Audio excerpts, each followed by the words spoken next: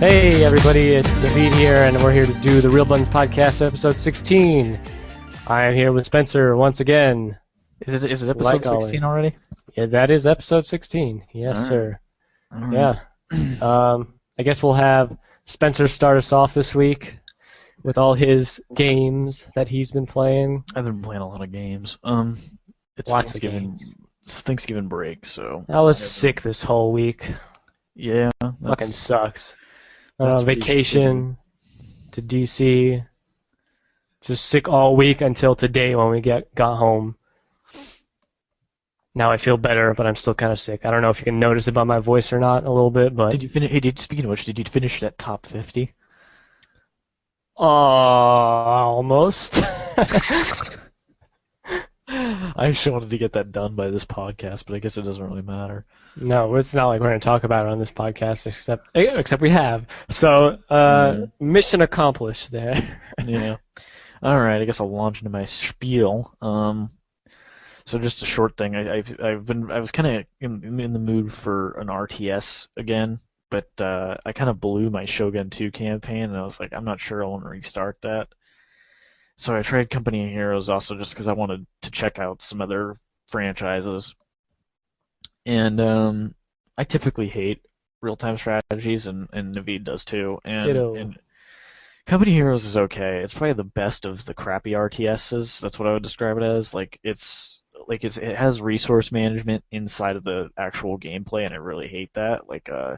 It's just not a very realistic element for me, and it disconnects me from the game, and it makes me feel like I'm micromanaging a lot of stuff that I shouldn't be. For me, an RTS should be about combat, and that's why I'm a bigger fan of the Total War franchise, because it's just focused on controlling the troops and the combat, and then you have everything else takes place outside of it, which, as I've said many times, it's never made sense to me that you build like a small town directly behind your front line in an RTS. It doesn't work for me. I don't like it. So I mean, it's a solid game, and I can see that it's a good franchise. It's got a lot of praise. It does have. It's the highest critical. Yeah, it's the best reviewed RTS of all time. I think either that or else Total War Rome. I don't remember which one's the highest reviewed, but so good on THQ and Relic for that. Played some TF2. I don't know why I'm mentioning this because I always play TF2, so it's not really out of the normal. There was something happened in TF2. No, never mind. There was something that happened in TF2, and I really don't remember what it is now. This podcast is overdue, and so It's a really big podcast. It's a really big podcast, and it's overdue, and it's been like I 2 added weeks. stuff to my intro of what I was going to discuss, and now I don't remember why. So tough luck, everybody.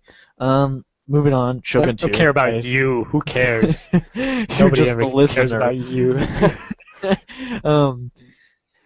So I decided to go back to Shogun 2, and I played some little combat. I played like a naval session, watched some of my replays and stuff, and I was like, this game is fucking fantastic. I love that game. It was my game of the year for 2011, and I'm like, okay, fuck it, I can just restart my campaign, because I mean, it's not that I couldn't keep the campaign that I had, and I'm gonna keep that save. It's that I was unhappy with the direction I had taken, and I was nervous about one of my generals backstabbing me. So that's what happened there. Then I also decided to replay Binary Domain. Don't know why I added this, because I only got maybe 10 or 15 minutes in, and I was like, you know what? I started on hard, and I wasn't sure. And then I remembered there's actually some hard parts on normal, so I'm not sure I want to play it on hard.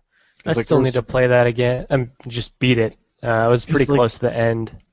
Well, I mean, on normal, there's a couple places where I had some difficulty, and I was thinking on my second playthrough I might use the 360 controller and just kind of have a more relaxed playthrough, and Oh, geez, I played the whole game with that after I got my friend's 360 controller in here. Yeah. Oh man, it plays so much better with that. It doesn't. The headshots really are does. It does not, dude. I would be interested to see the number of headshots you've got by the end of the game, because I guarantee you I had more. I'll say this much about Binary Domain: it takes forever to find good mouse settings. There's way too many options.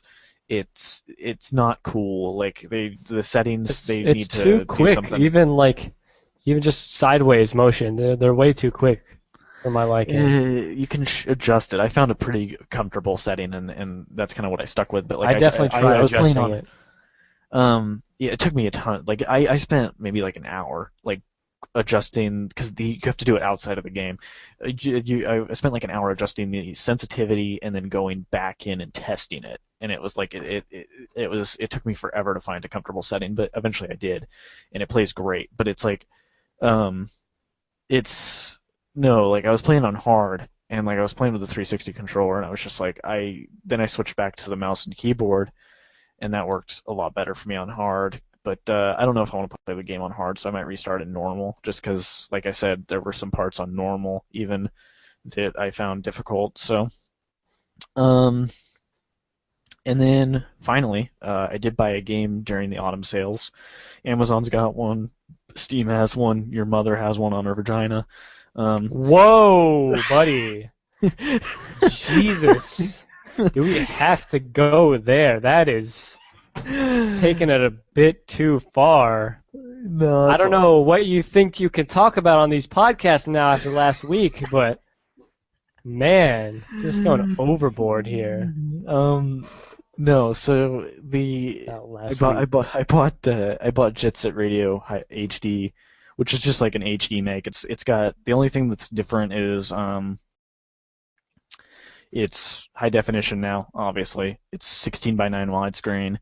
It is it's got something else going for it. Oh, it's got the right camera now. It's got the camera mounted to the right analog stick, which is It's really got other nice. stuff going for it. You know, the game is maybe fuck the game. I don't really care about the game, but yeah, it's got other things going for it. It's got a collection of Jet Set Radio Future music.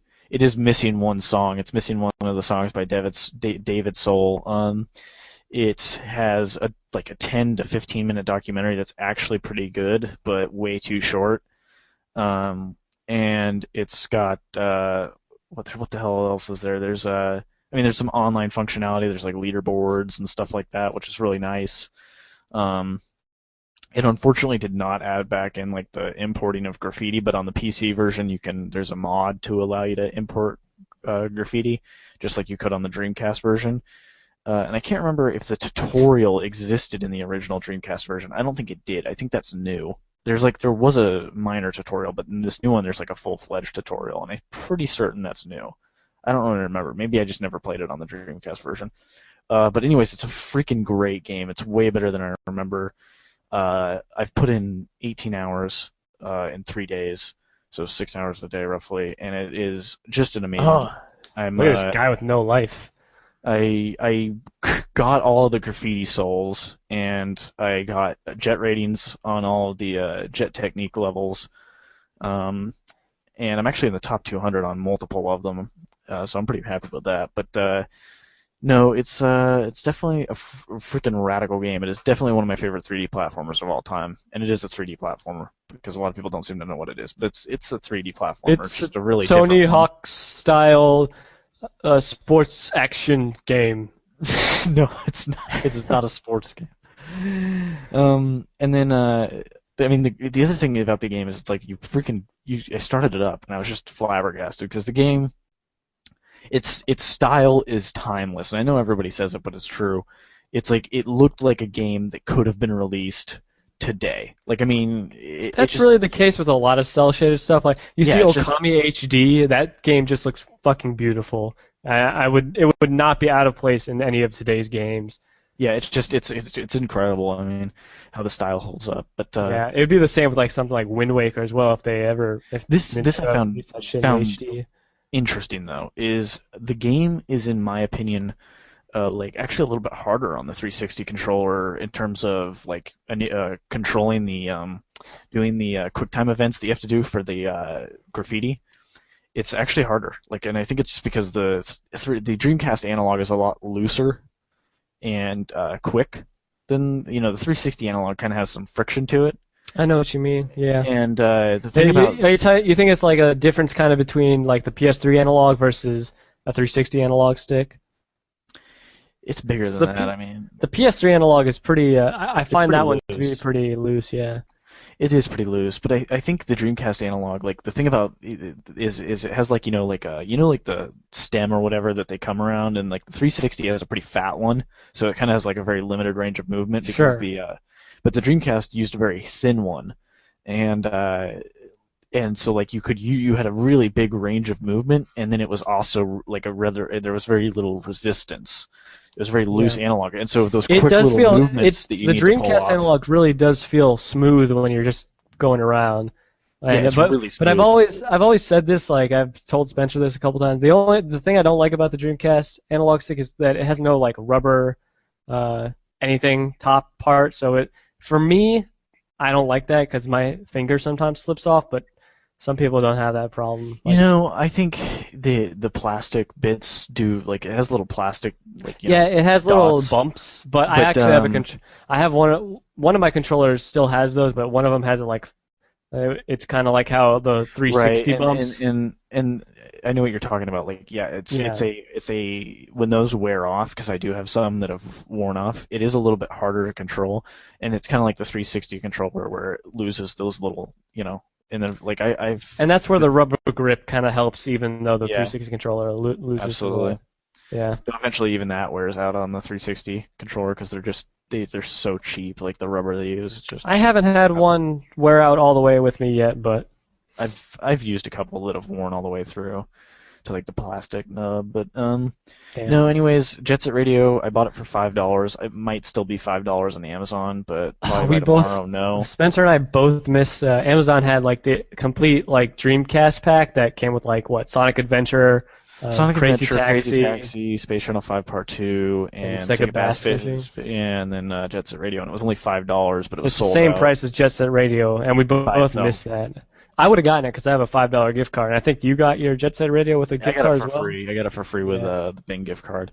But Yeah. it's I'm so glad that I freaking bought it because I was thinking about waiting until the Christmas sales. And by the way, actually, it is $5 on Steam, and it will be until the end of the autumn sale probably. So if you missed the Amazon one, you can get Another it on game I there. should mention, Hotline Miami's on sale. It was $5 today, but it's probably not $5 anymore. But still, you guys should all buy Hotline Miami still. I'm still working on a review for that. It's actually that's the first time in a while that Steam has beaten Amazon's price because I think Amazon was $7.50 or something like that. For what, But, Hotline Miami? Yeah, for Hotline Miami. But That's the normal sale price, but today it was like a lightning deal. But whatever. no, the freaking I don't know what to say about Jet Set Radio. It's definitely one of my favorite 3D platformers of all time. It's better than I remember it being. And it controls, like, the freaking controls are freaking great on the 360 pad overall, even though there's some minor quips and it takes a little bit of getting used to for the graffiti motions. But yeah, I mean, I'm replaying it. I'm trying to unlock all the characters, which I've never done before. And actually, I never beat the Dreamcast version. I got pretty close, but I've never beaten the game before, and I beat it. So I don't know. I'm really freaking pleased with it. I really want more ports, and I want some better ones because like the Crazy Taxi and Space Channel 5 and like the Sonic Adventure PC ports kind of suck. And I would like to get like Jet Set Radio Future or stuff like that, but I don't know, we'll see. Cool. But anyways, I guess that's it. All right. Well, more giveaways, guys. Only 2 people entered for our last one. Yeah. But 2 is better than none. So the winner of our last contest for Just Cause 2 was Ryosan, and I thought this was kind of cool because Ryosan's been a viewer of my videos. He's been a subscriber to me for a long time. He's been around since like the days when, if you guys know Twisted Foo, he's been around since we did reviews with Twisted Foo, so it's kind of cool that he won this time. 50-50 shot. I mean, it was either him or one of our other guys, one of our other regular viewers that checks out our videos. So that's cool. He wanted to. Oh, that's mean. That's mean. Doing that to one of our long-time viewers. No, I'm doing it to you because nobody listens to us. Oh. That's also Oh, sad. I guess it's me too. Yeah. Shame on you. Anyway, yeah, Rayosan actually, he was contacting me. He was like, he was wondering, like, it'd be cool to kind of get him on the podcast or something as a special guest or something, but we'll see what we can do about that. But yeah, that's cool. And the next game we're going to be giving away is, it's a little small indie game, but it's called The Hideout Region the Spec. I don't know how to say it. It's Manor of the Damned, okay? That's the name of the game, Manor of the Damned. And it is, yeah, like I said, it's a small little indie game, and you can enter to win that the same way. You have to be subscribed. You have to like this video, Steam code? Real Buttons Podcast, episode 16. It is a Steam code, yes. I think I have a direct download to it as well. But yeah, there's a Steam code I haven't used. So that's kind of cool, actually. Both get it. But yeah, what should the comment be this time for? You have to subscribe, like this video, and comment on the video. Something. What's indie games? Something about indie games. Say something about indie games. That's it. Yeah, sure. Anything you want about indie games, good or bad. I don't care. Indie games are great. On a scale of 1 to 5, what would you give Phil Fish as a person? I don't think I don't know. I don't know if enough of our viewers are familiar enough with Phil Fish. They should be. But anyway, do that to win Manor of the Damned. Good luck. Tell all your friends once again. And hopefully we have another 2 people enter the contest this time. Sorry, Rayosan, you cannot enter the next one. Just saying. We want to give other people a chance. All right. So, moving on to the rumors mill. Wait, are you done? I guess I got more stuff to talk about later, but just want to say Crashmo. I got that. Crashmo, sequel to Pushmo. It's a lot harder than Pushmo. You got to think outside the box a lot more, thinking like a 3D space. Buy Crashmo if you want cool puzzle games on the 3DS. That's pretty much all I have to say for that. And I've got Wii U impressions coming up, but I'm going to talk about later with that stuff along with the news. So we can move on to the rumor section now. Big old Wii U section. Okay, rumor section. We're going to try to blow through this. So we have some evidence from Game Reactor Dutchland that basically we've had a rumor in the past due to Skies of Arcadia's copyright trademark being renewed that it was going to be the next. That? Yeah, we did. Okay. So basically, the idea is Skies of Arcadia is going to be the next Sega Heritage HD re-release or whatever. Pretty likely. I would say that's pretty likely. So basically, now we have more evidence because Game Reactor Dutchland, in the rumor mill section, are saying that this is coming soon, and that they say their sources from Sega. So yeah, that's why they renewed the trademark supposedly. Yep. And yeah, will probably happen.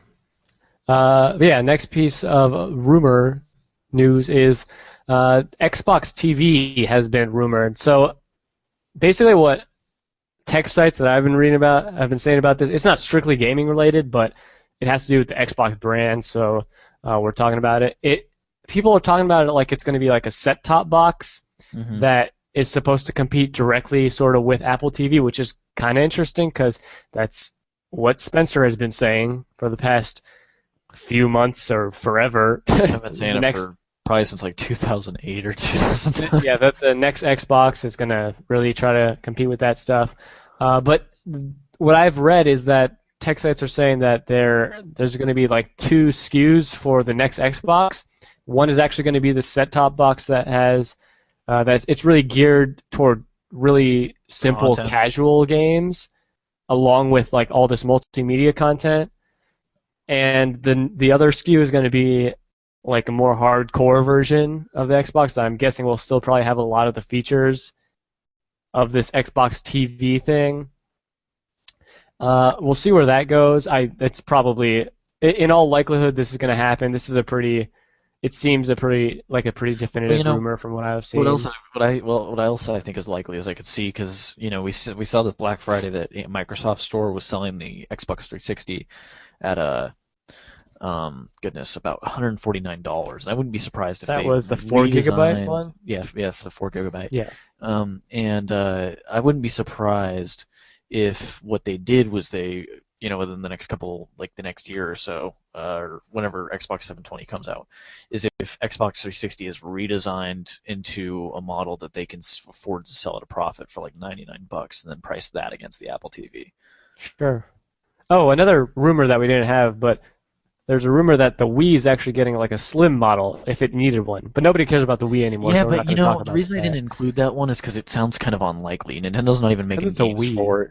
Well, dude, Nintendo said they're not even going to make games for it anymore. So, and just I really know. quickly, coinciding with the Xbox TV rumor, Microsoft basically said this past week that they're not competing with console companies, just console companies, really. And that's kind of also what we've been It's talking that's about kind of been is obvious though, like yeah, it's like this whole time. for I think a number of podcasts ago, I said something along the lines of, Microsoft has bigger fish to fry in Apple and Google. Those are the real threats to their business, and Sony and Nintendo have never really represented a threat to Microsoft's business. So they're not gonna, if with Google and Apple now pushing into the living room, that's who they're gonna refocus on. They're not gonna care about all this, Sony and Nintendo stuff because that's irrelevant to their business. They've lost so much mind share that they need to refocus the Xbox brand to and use its strength to keep the living room out of the hands of Apple TV, out of Google TV, and that's been successful though thus far. I think when you actually look at the numbers, Xbox 360 is probably the most successful television streaming device of all time. I mean, it's sold 70 million units, and we outsold it, and PS3 outsold it. But the thing is that when you look at actually, what those systems are being used for, I doubt that people are using their Wii's or their PS3s as much for streaming content as they are their 360s, because we've got. Netflix was actually the most people were watching Netflix on Wii's, which doesn't surprise me because there's nothing else to do on that system for most people. Well, But yeah. that was actually, but other stuff like ESPN, it has a bunch of stuff, bunch of other content But compared that's to. that's It's what I'm not talking just about. It's like, Netflix, yeah, see, I mean, it's like Wii isn't really a streaming device. It happens to have Netflix and YouTube, and people but happen to use that a lot. But yeah, it's not really. It's 360 is more like a Roku. It's got a lot of content offerings. It's more like an Apple TV where you can go rent movies on like from the store. You can go on Amazon and Prime and rent stuff. You can go on Netflix. You can go on ESPN. You can go on BBC. You can go on PBS or whatever the hell they've got now. has HBO. Yeah, it's so I mean it's a bigger offering. And it's a bigger offering than PS3 too, though PS3 also has Amazon Prime and it has Hulu and it has all that stuff. So I think Wii got all that stuff eventually too. Well, it has it, and Wii U has it all now. So, I don't think but Wii has Hulu Plus Wii or has Amazon Hulu Prime. Plus. I know that for a fact, but I don't know if the Wii has Amazon Prime. That might not be on there. Well, anyways, I mean, 60% of the time spent online on an Xbox 360 is spent viewing content, not playing Yeah. games. Yes, I So think that was. Did they actually say that in yeah, one of that's their? official. That's an official number. Yeah. So I mean, I don't think that Sony can come out and say that. And I mean, yeah, I bet you Nintendo could say it, but the thing is that it's not a valid comparison because there's only like 5 games on the Wii worth playing online, if that. There's maybe like 2 or 3, and some of them that do play I online, could like only, Smash Brothers, I like couldn't even name like more than two probably there's myself, Mario and Kart, I Smash played a shit Brothers. ton. So Smash Bros. I wouldn't even say it's worth playing online because it's so It's broken that it's not worth it's playing. yeah, Maybe that's with true. friends. We had like a decent success a couple times when I played with you back when you had that and played that. So maybe with friends, but like other than that, I guess you could say if you only have a Wii, the COD games were okay online. They worked fine, but I really couldn't. Yeah, but basically the point is there's a lot less to compete with Netflix in terms of online content and on things that you can do online with the console. So it's not really a fair comparison. But I mean, 360 has a ton of games to play online that are fun to play online. So Hmm. yeah. Yep. Anyways, We'll see where that next goes. next rumor. Next rumor is Resident Evil Revelations. I like how you misspelled that. Nice going there. That's a nice little. Well, yeah, that's what how they isn't that the official spelling? on the spine of the of the game. Yeah, but the rumor is that Resident Evil Revelations is going to actually be coming to PS3 and 360. Which is very likely, considering how hard it flopped. I would not be surprised by a digital release And at all. yeah, that's probably a digital release. And I personally, I might double dip depending on the price and if it goes on sale at any point, because I thought Revelations was probably the best Resident Evil game since Resident Evil 4. So I never played Resident Evil 6, so I can't judge that one yet. Oh, we don't need to play that one to know where. Yeah. But yeah, hopefully PS3 and 360 owners will be able to check out Revelations, because it's definitely a good Resident Evil game. News. Wii U. Yeah, hey expose. Spencer. I heard this new system called the Wii U came out last week. I don't know if you heard or not. Maybe not. Maybe not money in the bank. Yeah. Do you want to start with good news or bad news? Do we want to? Well, let's see. I'm a cynic. I am a pessimist, so it's best to leave a bad taste in the listener's mouth. But, but, yeah, I don't know. I guess in this case, I think we should start bad and gradually get good up until my impressions. So, yeah, sure, whatever. You're the one doing the section, so I'm just gonna laugh when certain things get mentioned. All right, so I gotta like see which one of these are bad. It's almost all of them, isn't it? And to be fair, I want people to know something. I don't hate Nintendo. Actually, out of the big three, Nintendo's hands down my favorite. I take a shit on everybody, but like, it's just like I actually feel kind of bad about like even the PS Vita and the Wii U, like in the 3DS, like not doing as because it's bad for the console. It's bad for things I like. Like I like Japanese games. And now we got the even the 3DS. You got Iwata out there saying it's underperforming. It's still selling fine, but it's just a bad thing for the handheld industry. But anyways, take off. Yeah. So I'll start with like the smallest piece of bad news first. It's Nintendo TV. Their whole like huge campaign they had for it during one of the conferences, which was basically it combines all your streaming services as well as your TV stuff all in one package, and it allows for social features, blah, blah, a bunch of stuff. That basically got delayed until September. It was supposed to be out for launch. It's not a huge deal. Got delayed until December, bro. December. Oh, December. 1 month. Past September, yeah. I said, did it sound like I said September? I'm almost certain you said September. I thought I said December. We're gonna have to. Well, you did, but then one of the last. Rewind. Check that bitch out. Nintendo TV got delayed until December. It's like it's that service that no. But yeah, that's kind of minor. But it would be really nice if we had that now at launch. Like Amazon Prime and Hulu Plus were also delayed, but those were delayed like a couple days, and they're out now on the system. So moving on. That's that. Let's see. What's another bad piece of news here? Okay, let's talk about the technical issues in all the ports of Wii U games, and yes. I can tie in some of the other stories into this. Launch into it. Go. What do we got? So, okay, we know that there have been a lot of ports on the Wii for the Wii U launch, and a lot of them were kind of big name. 99% of the launch software, yes. I wouldn't say 99%, but okay. There's Funky Barn. There's Funky Barn, Spencer. There's Tanks. Funky Barn is an exclusive. Tank. There's no New Super Mario Brothers Wii U, and there's Funky Barn is an exclusive, Spencer. Yeah. Okay. So, just a whole bunch of ports so far have had like weird technical issues.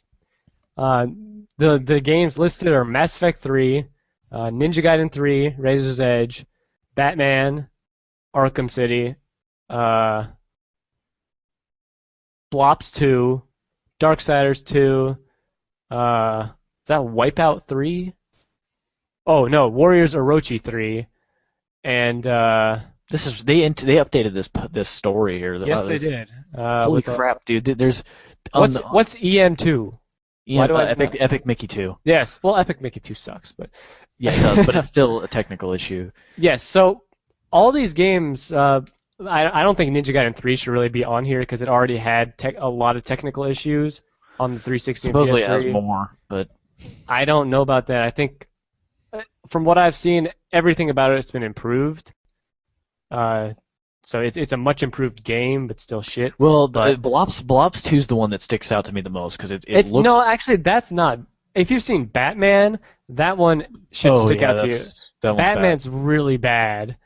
So I don't know what the hell these reviewers are doing because like I've seen a bunch of reviews that have said it's a competent port, like other than the technical issues, if you only have a Wii U, I think that, dude. I think that a lot of those guys are just like like they playing already like reviewed a it. 15 minute, yeah. Well, no, like they already reviewed it in the past, so they're like, I'm not gonna play this again. It's just it's fuck that. I'm sure they played a little bit of it. I doubt they played the entire game over again, a lot of these places, Yeah. but so Batman, I was watching the Giant Bomb live stream, so this is where I basically first saw about it.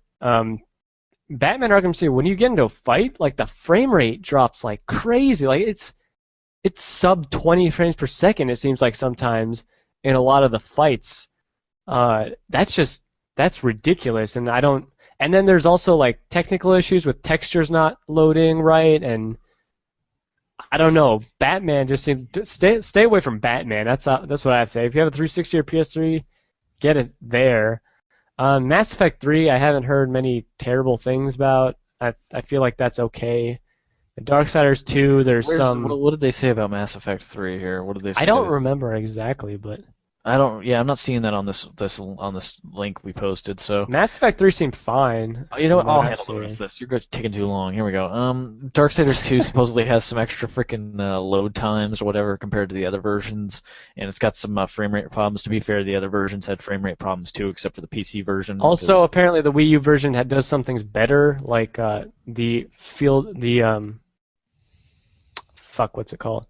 The texture depth of field is a lot better in the Wii U version. So, but let's see, the game sucks. Distracting load times is, yeah, it has longer load times than the other one. yeah. Wario's And that's Arashi- just that. I want to mention that right now. That one thing about the Wii U right now is it's really odd. Like a lot of Load games have times? everything about the Wii U, like long load times. Games. I mean, I haven't noticed in Nintendo's own games, but like third-party games. and it's and like we'll talk about that next. OS, But yeah, sure. Wario's Arashi 2. 3. Excuse me, Wario's Arashi 3 has That's a worse bad. frame rate than the PS3 version. Yes. Epic Mickey 2, nobody cares. Let's see. The one that's really sticking out to me though, out of the story that we linked to, is Blops 2. Because not only does the Wii U version look a hell of a lot worse, like the lighting is just terrible. That's Digital Foundry actually did a little thing, but they actually said it looks not worse. They said it looks like the 360 version. It looks worse. You can see in the They- screenshot right there. The screenshot comparison right there. The They lighting said is fucking Digital terrible. Foundry themselves said the visually it looks like the 360 version. It looks better than PS3. So that's what they said. But Well, like that still doesn't explain the frame rate. I mean, it's massive difference in frame rate. It's got the Wii U version is running at 32 frames per second versus 52 frames per second for that's the the 360 version. lowest. That's the lowest. Like No, the that's average. not. That's the freaking. Let's see No, here. they had an average frame rate. So the average frame rate for the 360 was actually the Wii U version has the lowest average frame rate out of all of them, but it's still above 30 frames per second. Trying to find it. I'm looking at it right here. In this specific scene, the highest it gets is barely above 40 FPS. They had an It gets average. It gets as low as 26 frames per second. That's the lowest it goes, 26, and the lowest the PS3 version gets is 42 frames per second, which is They still higher actually- than the best Wii U. They had a FPS. complete for the entire game. They showed the average FPS. The PS3 version does have the lowest resolution of the Blops 2 ports, but the Wii U version has the same resolution as the 360 version, runs at roughly half the frame rate consistently, and it's just kind of flabbergasting. That's actually not true. Like not consistently. true. I believe it's only during that That one is true. level. It's not because they had actual data that Well, showed you're it. not busting it out. I'm looking at Here it this stuff is. right I got it. Okay. Xbox 360. Global percent of torn frames, 1.34%. Global average FPS, 56.49. PlayStation 3. Global percent of torn frames, 3.15%. Global average FPS is 51.72 FPS. Now, Wii U global percentage of torn frames, 0%. Global average FPS is 48.39. So it's well above 30 for the entire game, but it's still below all the other two versions Didn't isn't that what I just said? I comparatively. just said that it was freaking that it was the thing with the thing. I just said it was like the average was like 30 something. It's 48.39. Oh, that's the average. Okay.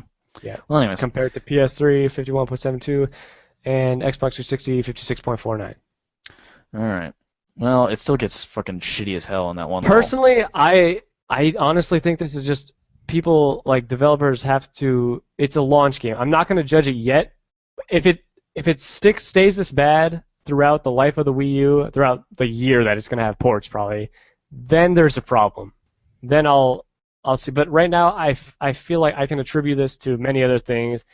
It's a launch game. Developers But haven't the had a thing lot of is time that to that we optimize what it we know for the about Wii U. what we know about the Wii U is we know that it's first of all the other bad news And getting this goes to the bad news. Yes, this goes yes. along with other stuff. The first of all, the CPU is slow according to 4A and Dice, various people from 4A Games and Dice. 4A Games, for those of you who don't know, are the Metro developers. So, And they said, quote, it was horrible, mm, slow CPU. yeah, and then Yes. THQ actually came out and tried to do damage control. But yeah, Yeah, I found that kind of funny.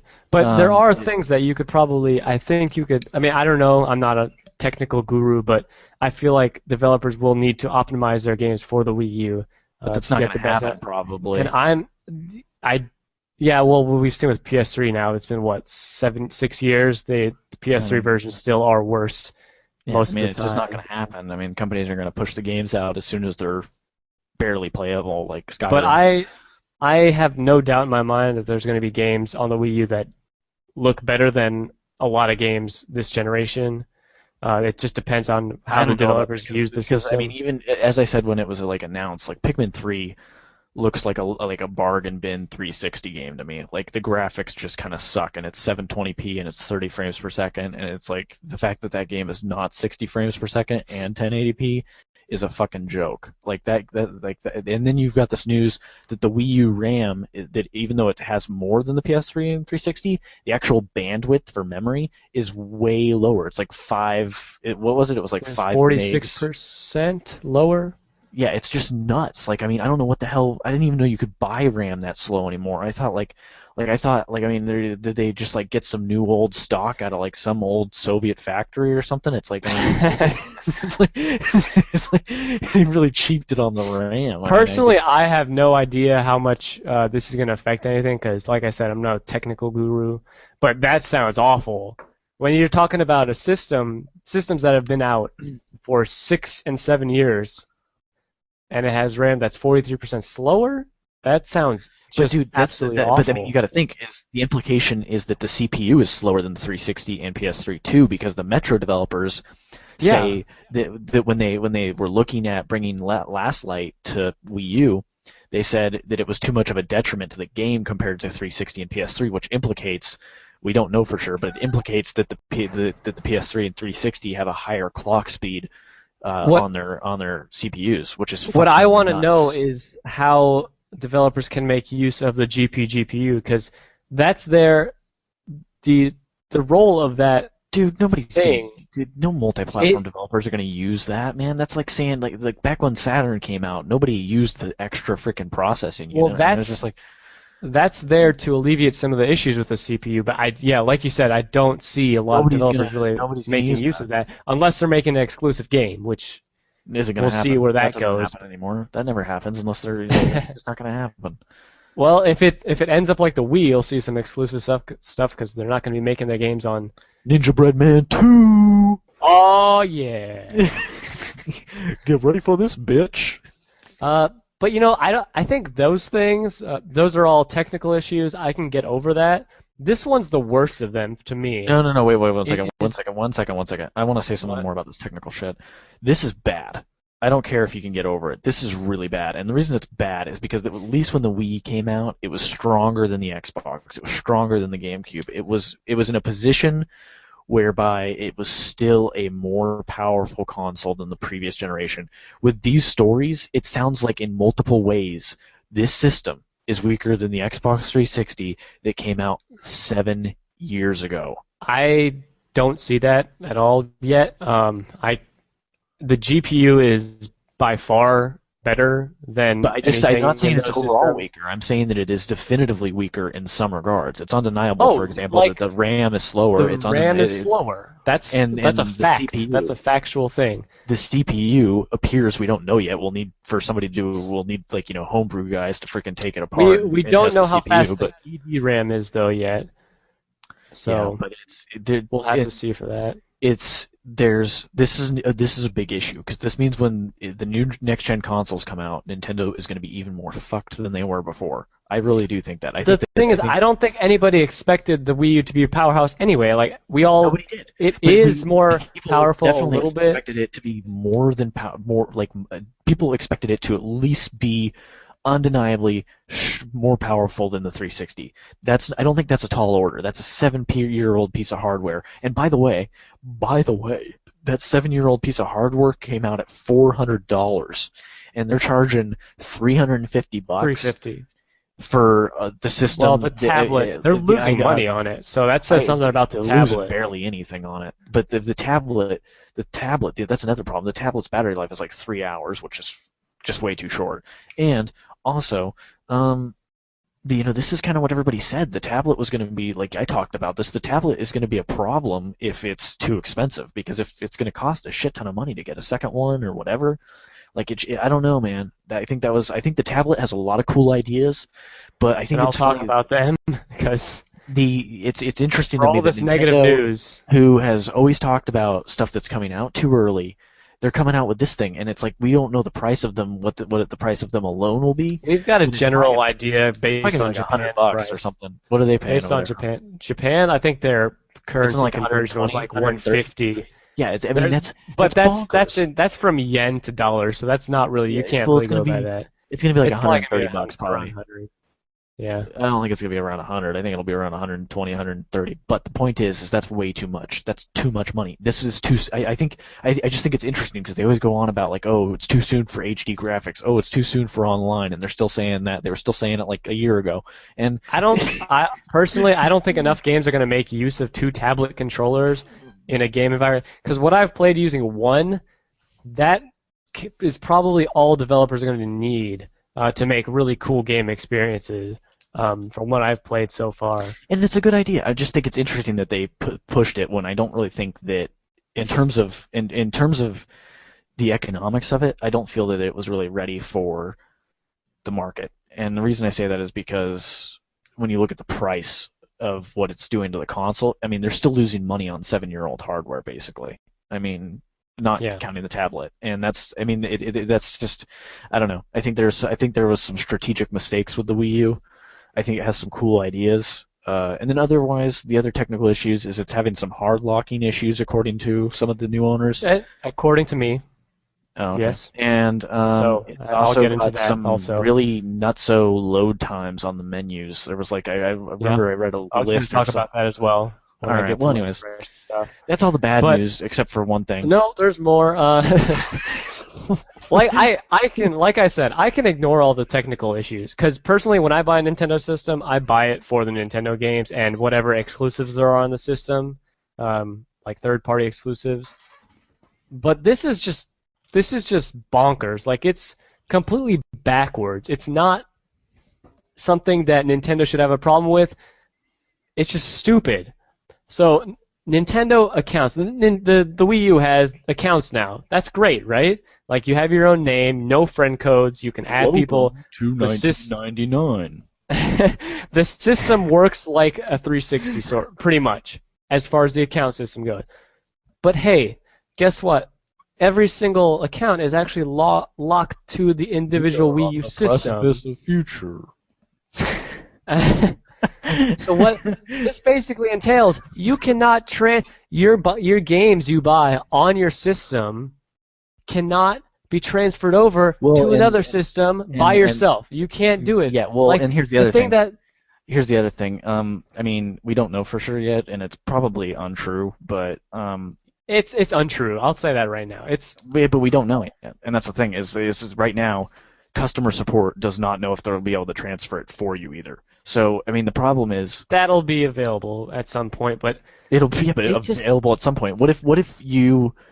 No, but see, that's what I'm saying right now. That's the stupidest thing, because even the freaking 3DS, it's a freaking handheld. You can at least transfer all your games from one 3DS to another. You may not have an account. You may not have any sort of, like, other information, but you can transfer this all is just your the kind of games. thing.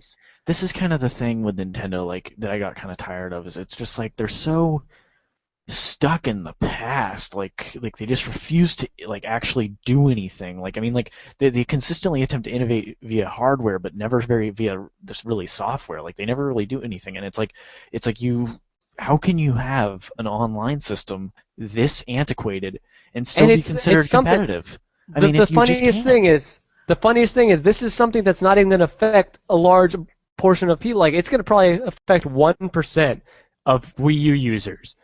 Probably even less. And still fucking. It's not going to affect me personally unless my Wii U dies. I'm not going to really care. But it still pisses me the hell off because it's something that should be there for any system nowadays. It's just I don't know. It's just interesting to me because, like, I said that Nintendo's online system, like, I just never really trust them anymore. And there's so many other cool things they're doing with their online system. I mean, like, even the games, all the games that are online right now, they've been running seemingly perfectly fine compared to 360 and PS3 versions.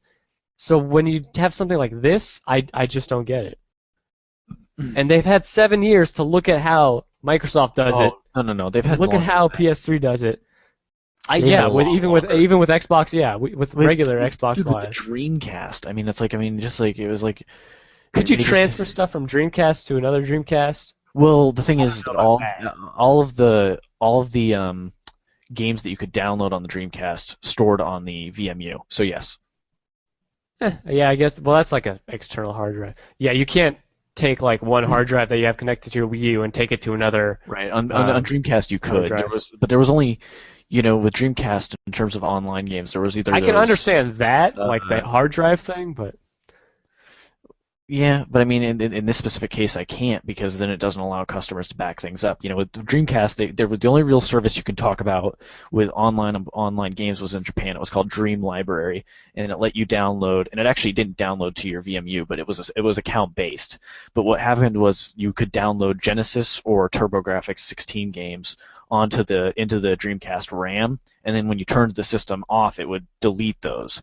But since it was account based, you just logged back on and then re-downloaded them, and they were like a couple of MB, so it wasn't the biggest deal in the world to re-download them.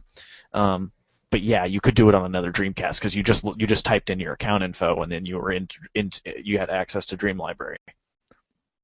Yeah. So yes, even Dreamcast was ahead of the Wii U in some regards still.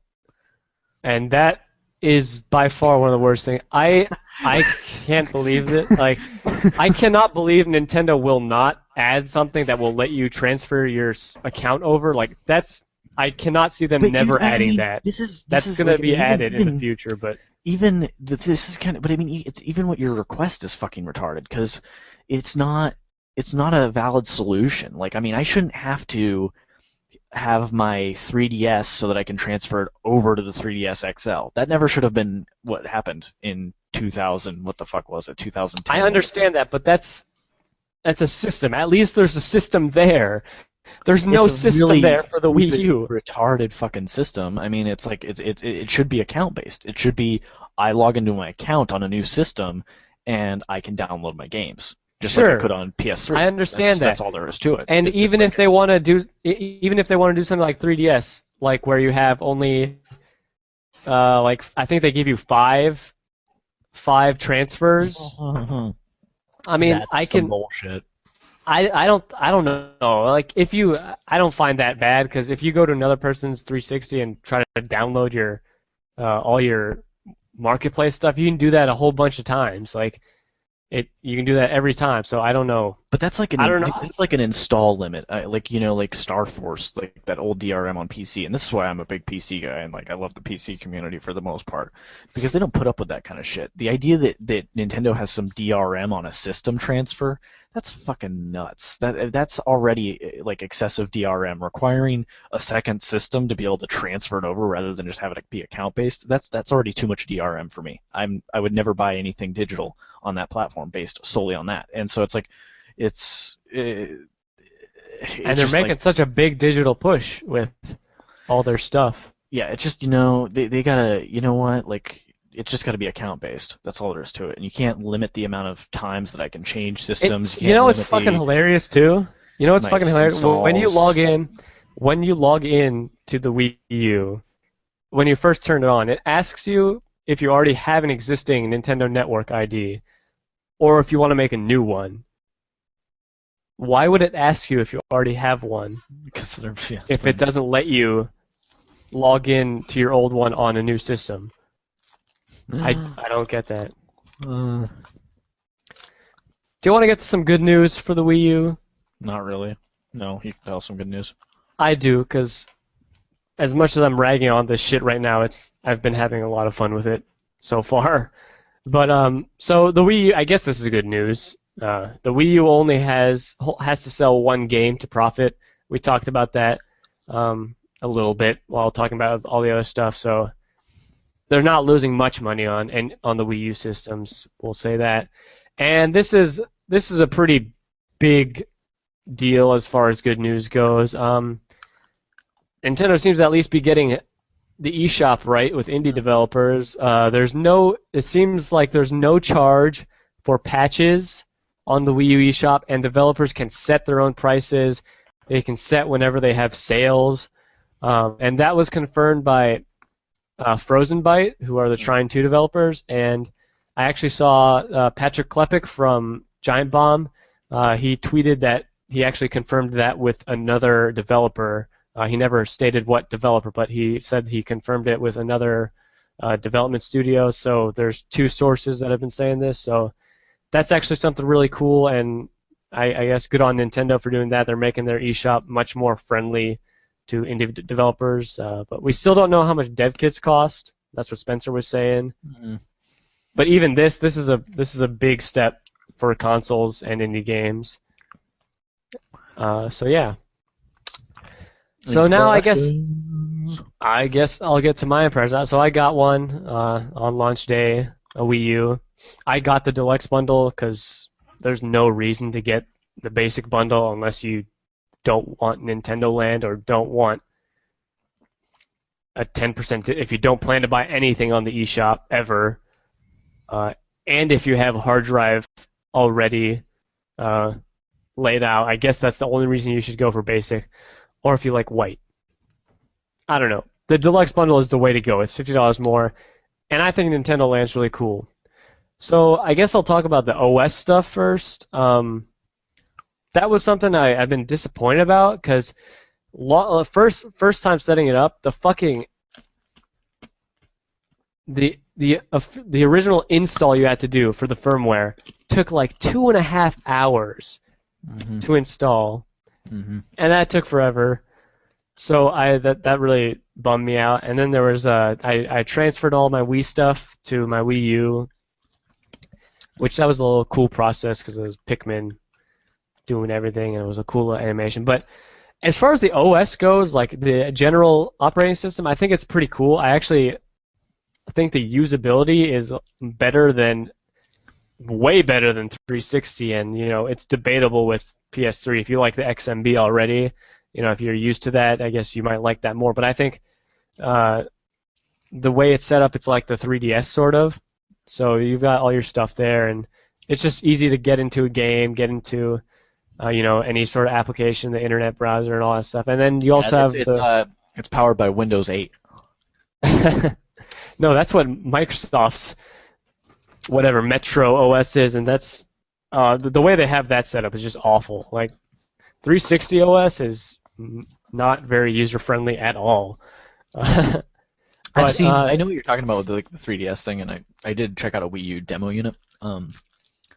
the demo units don't It, have that though, does it? what the menu?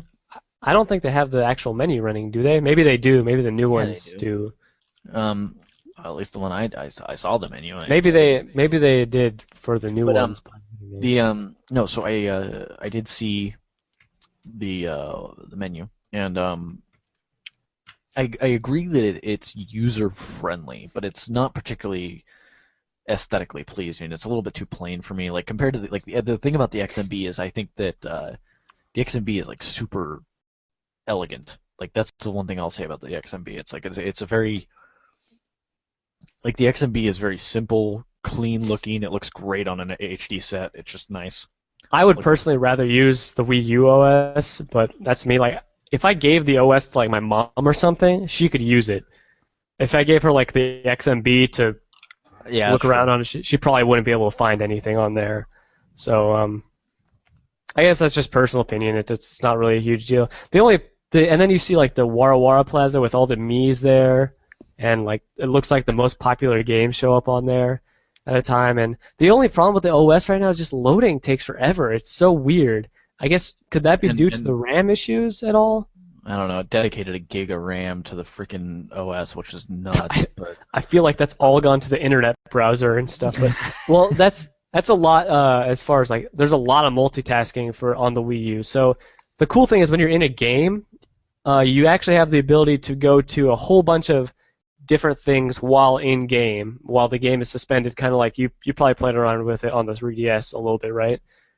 yeah, Like how you could go to the internet browser. So from the home menu, when you're suspended a game, you can actually go to Miiverse, and Miiverse is one of my freaking favorite things about the Wii U so far. Like that community, I thought it was going to be filled with like 5-year-olds, but there's a lot of cool stuff being drawn on there into the communities. There's like a community for each game. Just and then really, everybody's like, "Man, this is a really dumb name because Mii's are stupid and nobody cares about them, right?"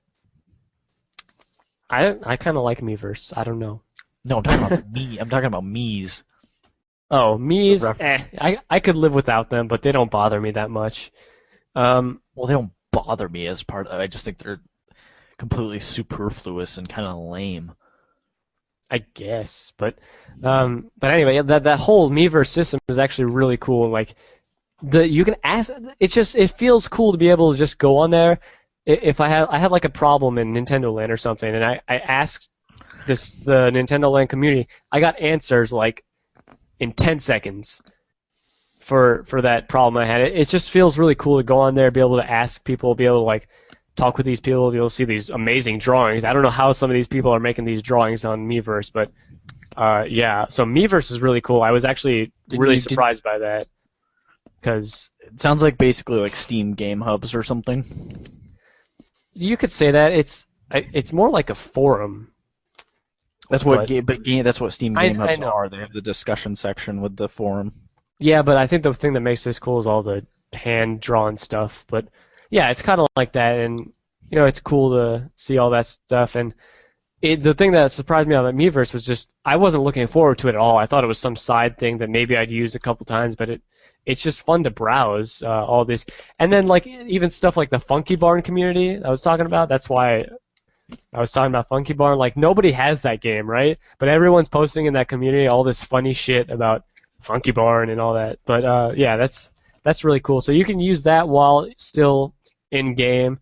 The other things you can use, you can actually go to the eShop while in game, search around. You can use the internet browser. You know what I like about the Game Hubs though is it's kind of like that. One of the things I like is the screenshot section with like all the people who have modded the game up and stuff. Oh yeah, I forgot to mention that. You can also post screenshots on Miiverse as well. The way you do that, you just press the home button. Whatever the screenshot was when you press the home button, that'll show up as your screenshot you can use. And there's two things you can choose from. One is a screen of what's on the TV, and one is a screen of what's on the gamepad. So that's kind of neat as well. You can post screenshots. But And Steam, you can for also, everybody, just so you know, it's F12 by default. yeah. screenshotting on stuff, it needs to be in everything. Now, it better be on the next 360 and PS3, whatever they are. It's on Screenshotting Vita, rocks. Yeah, it is not on but nobody knows 3DS. about it Boo. because It nobody owns also Vita. makes the screenshots look like crap though on the Vita. So, yeah. The other thing I was going to talk about, the internet browser is fucking incredible on the Wii U. Like I was really surprised by that. Load times are extremely fast. You can view pretty much anything. It doesn't have Flash, which I guess is a positive because Flash sucks.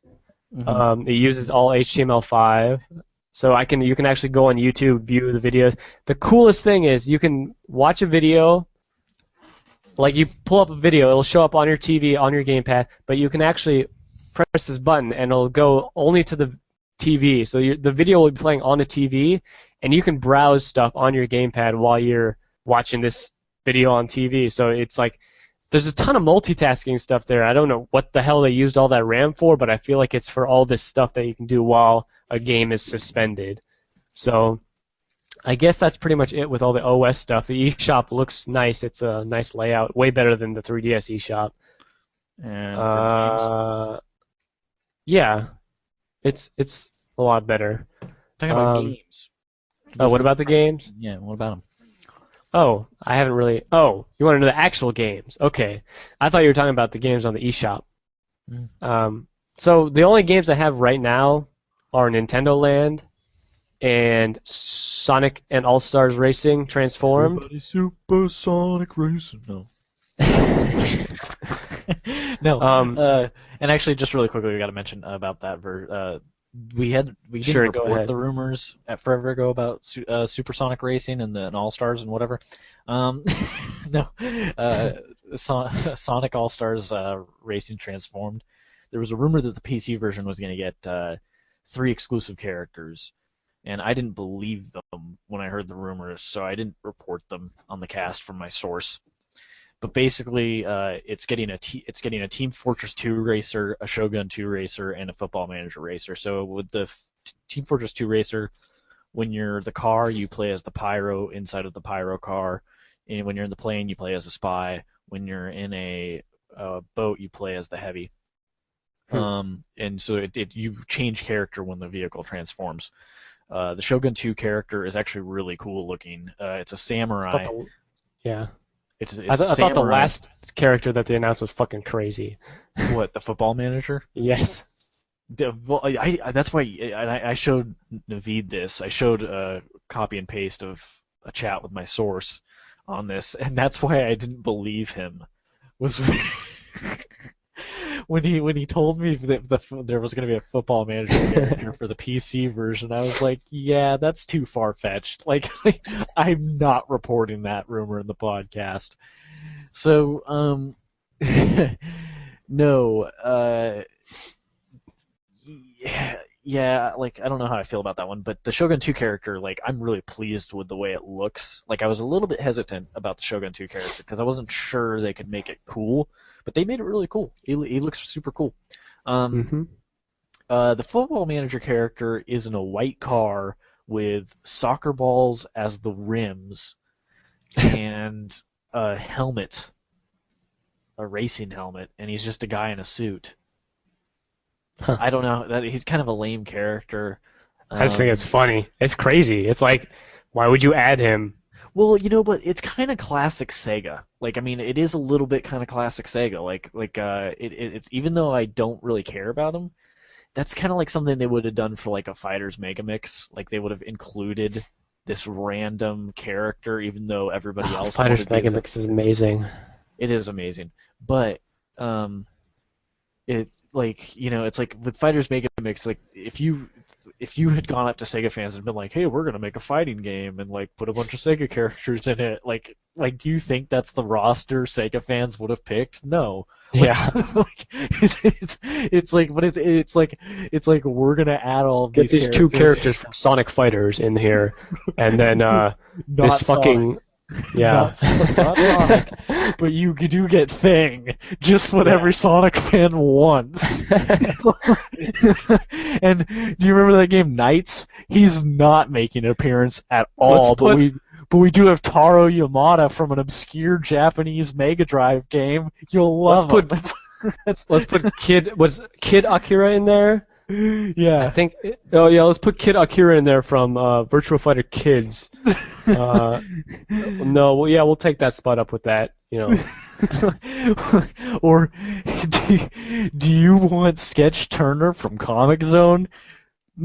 Tough luck, but we do have the Hornet from Daytona, USA. It's like The wheels are its hands. You can barely do anything with them, but he's there.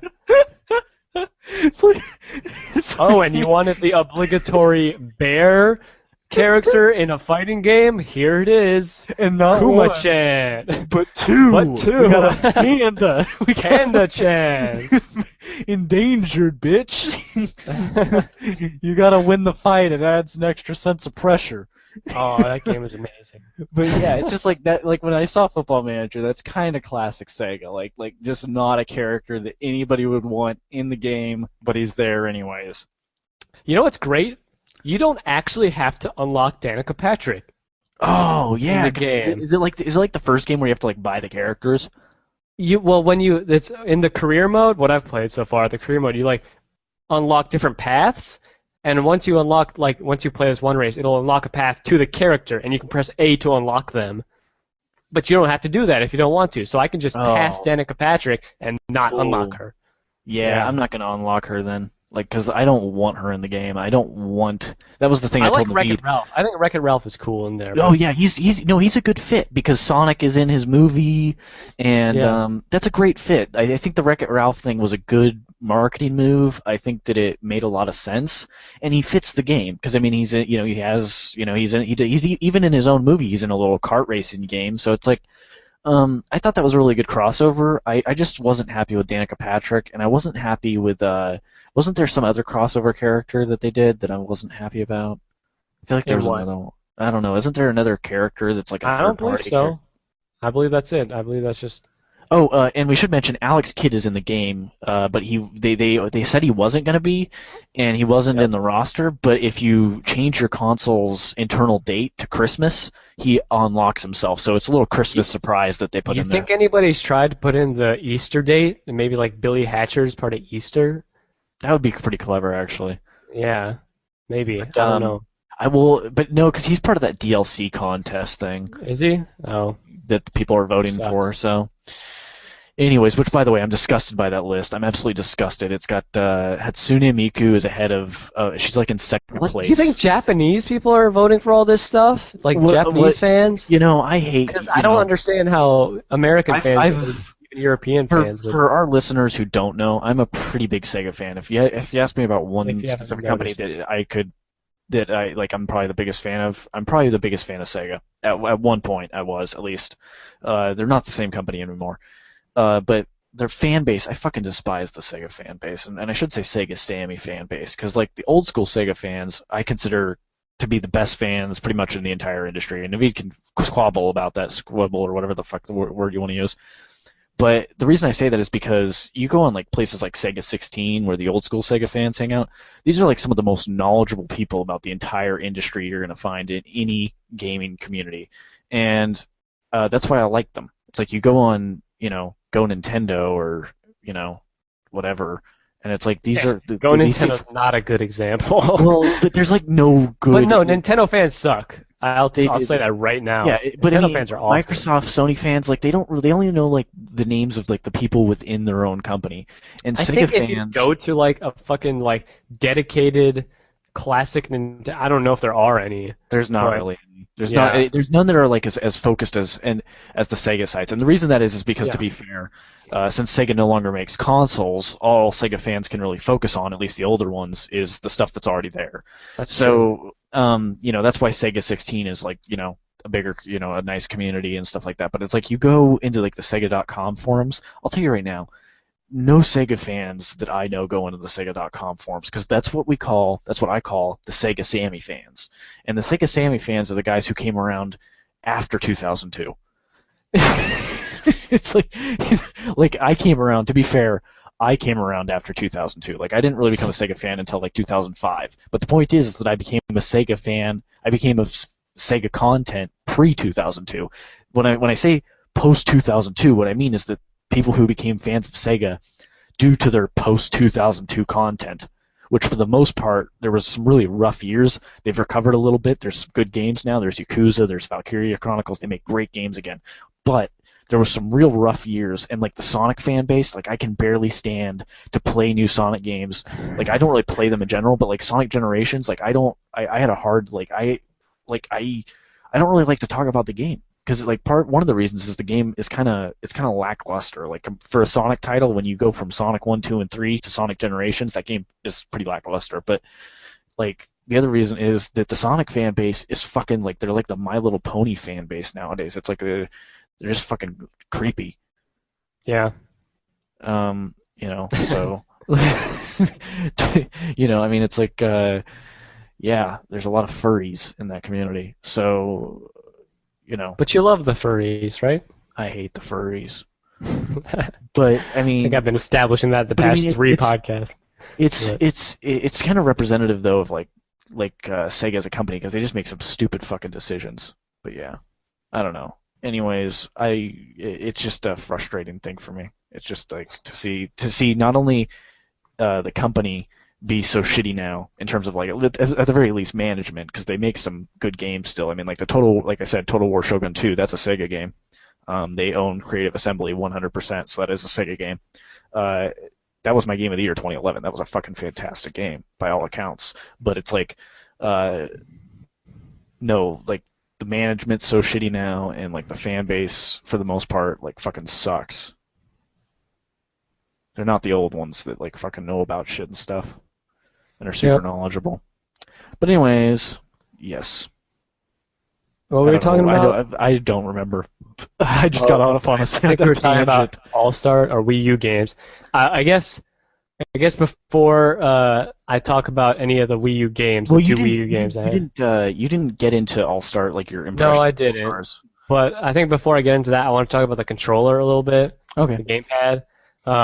It is very comfortable. Like when you look at that thing, it seems really big and bulky, but it's actually really light. I mean, you've probably heard this from other outlets, but it is very light, surprisingly light.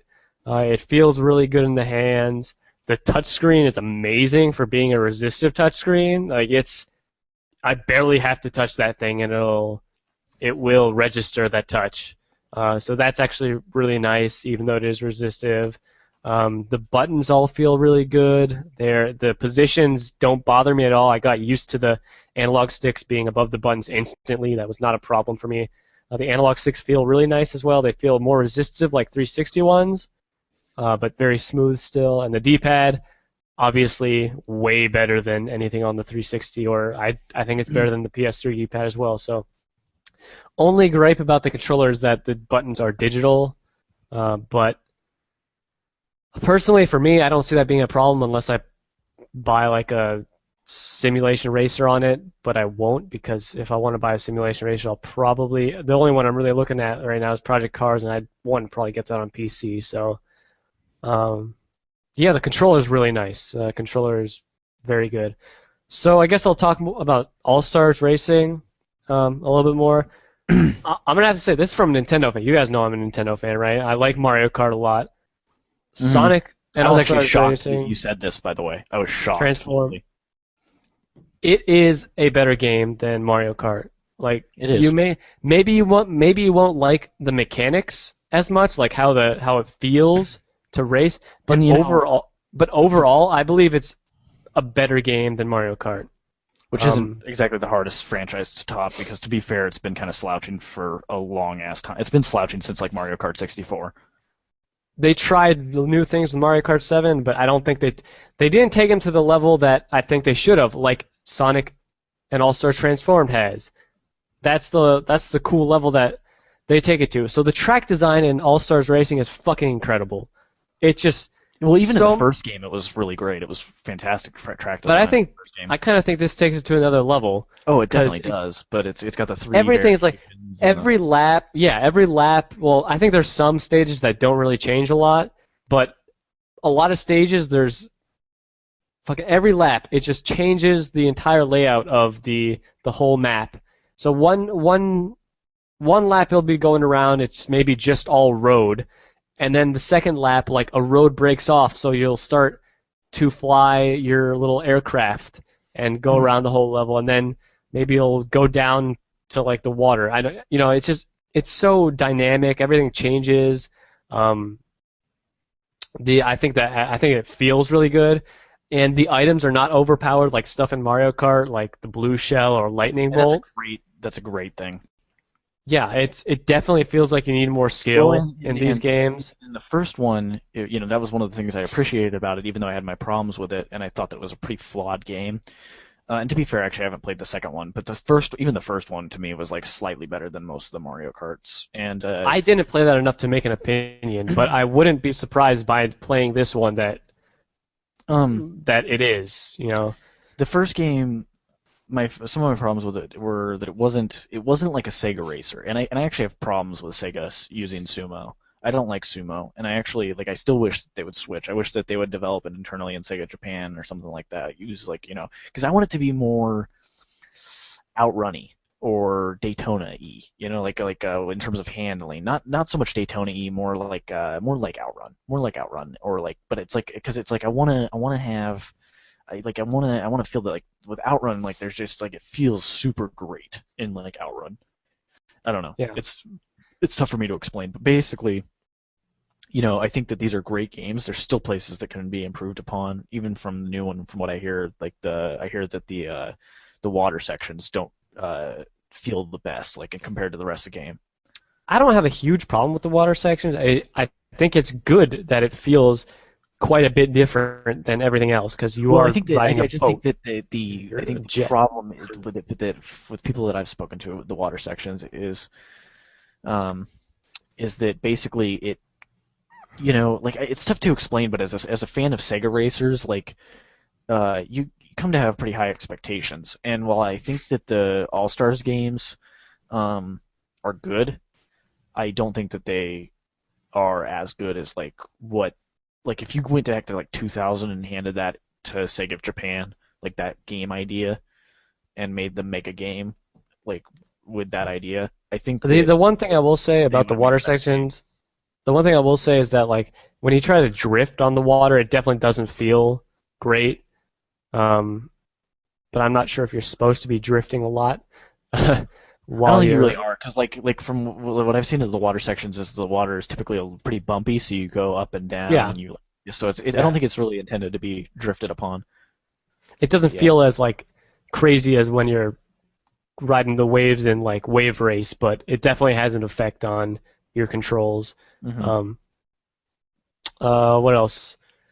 So the career mode is set up kind of like I was talking about. So there's different things like you can race, and then you can choose whether you want amateur or hard mode or whatever, and you unlock stars.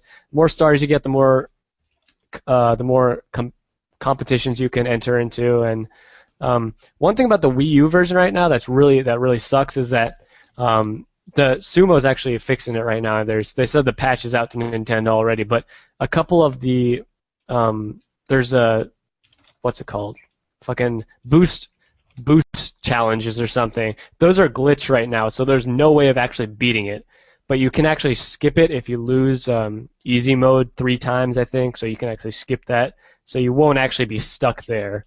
Um, so that hopefully that patch will be out soon. But other than that, the Wii U version seems fine comparatively to 360 and PS3. The coolest part about the Wii U version, and definitely the part that I think stands out the most, is when you play split screen. So if you're playing two players, one person gets the TV, one person plays on the gamepad, so there's no split in that screen at all. It's just each person gets their own view of the screen, and the Wii U gamepad screen, it looks fine. Like it's not as high as resolution as a TV, obviously, but it looks fine. It looks good. Um, Online runs perfectly smooth. Like I was not totally shocked, but it's Nintendo Online we're talking about here, so the online runs perfectly smooth. Up to 5 players. I played with, I believe, 3 or 4 players online. It ran just like it did during the normal game. Um, I didn't personally notice any hiccups online. It ran fine. But yeah, Sonic and All Stars Racing. really good game to pick up for your Wii U if you want. Um, it's $40 as well, so it's cheaper than most games right now. And then the other game I want to talk about is Nintendo Land because that's the only other game I have. But Nintendo Land is freaking awesome. I did not. Spencer can vouch. I thought the game looked like it was going to be kind of shitty. Um, but once you get into the games and you actually start playing them, there's a whole lot of content in there. Like it's so surprising. It's definitely a game that I could see being worth $40 retail. There's a lot of content in there for a pack-in game. Definitely more so than something like Wii Sports. Each game has a whole bunch of different modes, and after you beat like the first level, I guess you could say, of each mini game, it gives you more stuff to do after that. So, and there's like really fleshed out ones like Metroid Blast that are pretty large experiences in and of themselves.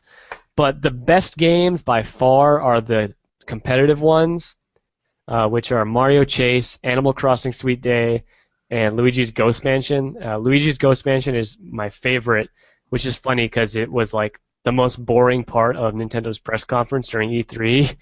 But my friends, I don't think there's been like a game that has made us laugh or yell that loud in a really long time. Because so how the game plays is that there's one person on the gamepad that plays as a ghost, and on the TV nobody can see where that ghost is. But the ghost has like a range around him that if he's close enough to a player, he can feel a slight rumble, and as the closer he gets, the more your controller rumbles. So you kind of have to work as a team to figure out where the ghost is, and people are yelling like, he's by red, he's by red, he's by purple, purple, purple. So it's really fun. It's really, really freaking tense when the rumble is really, really strong in the controller. So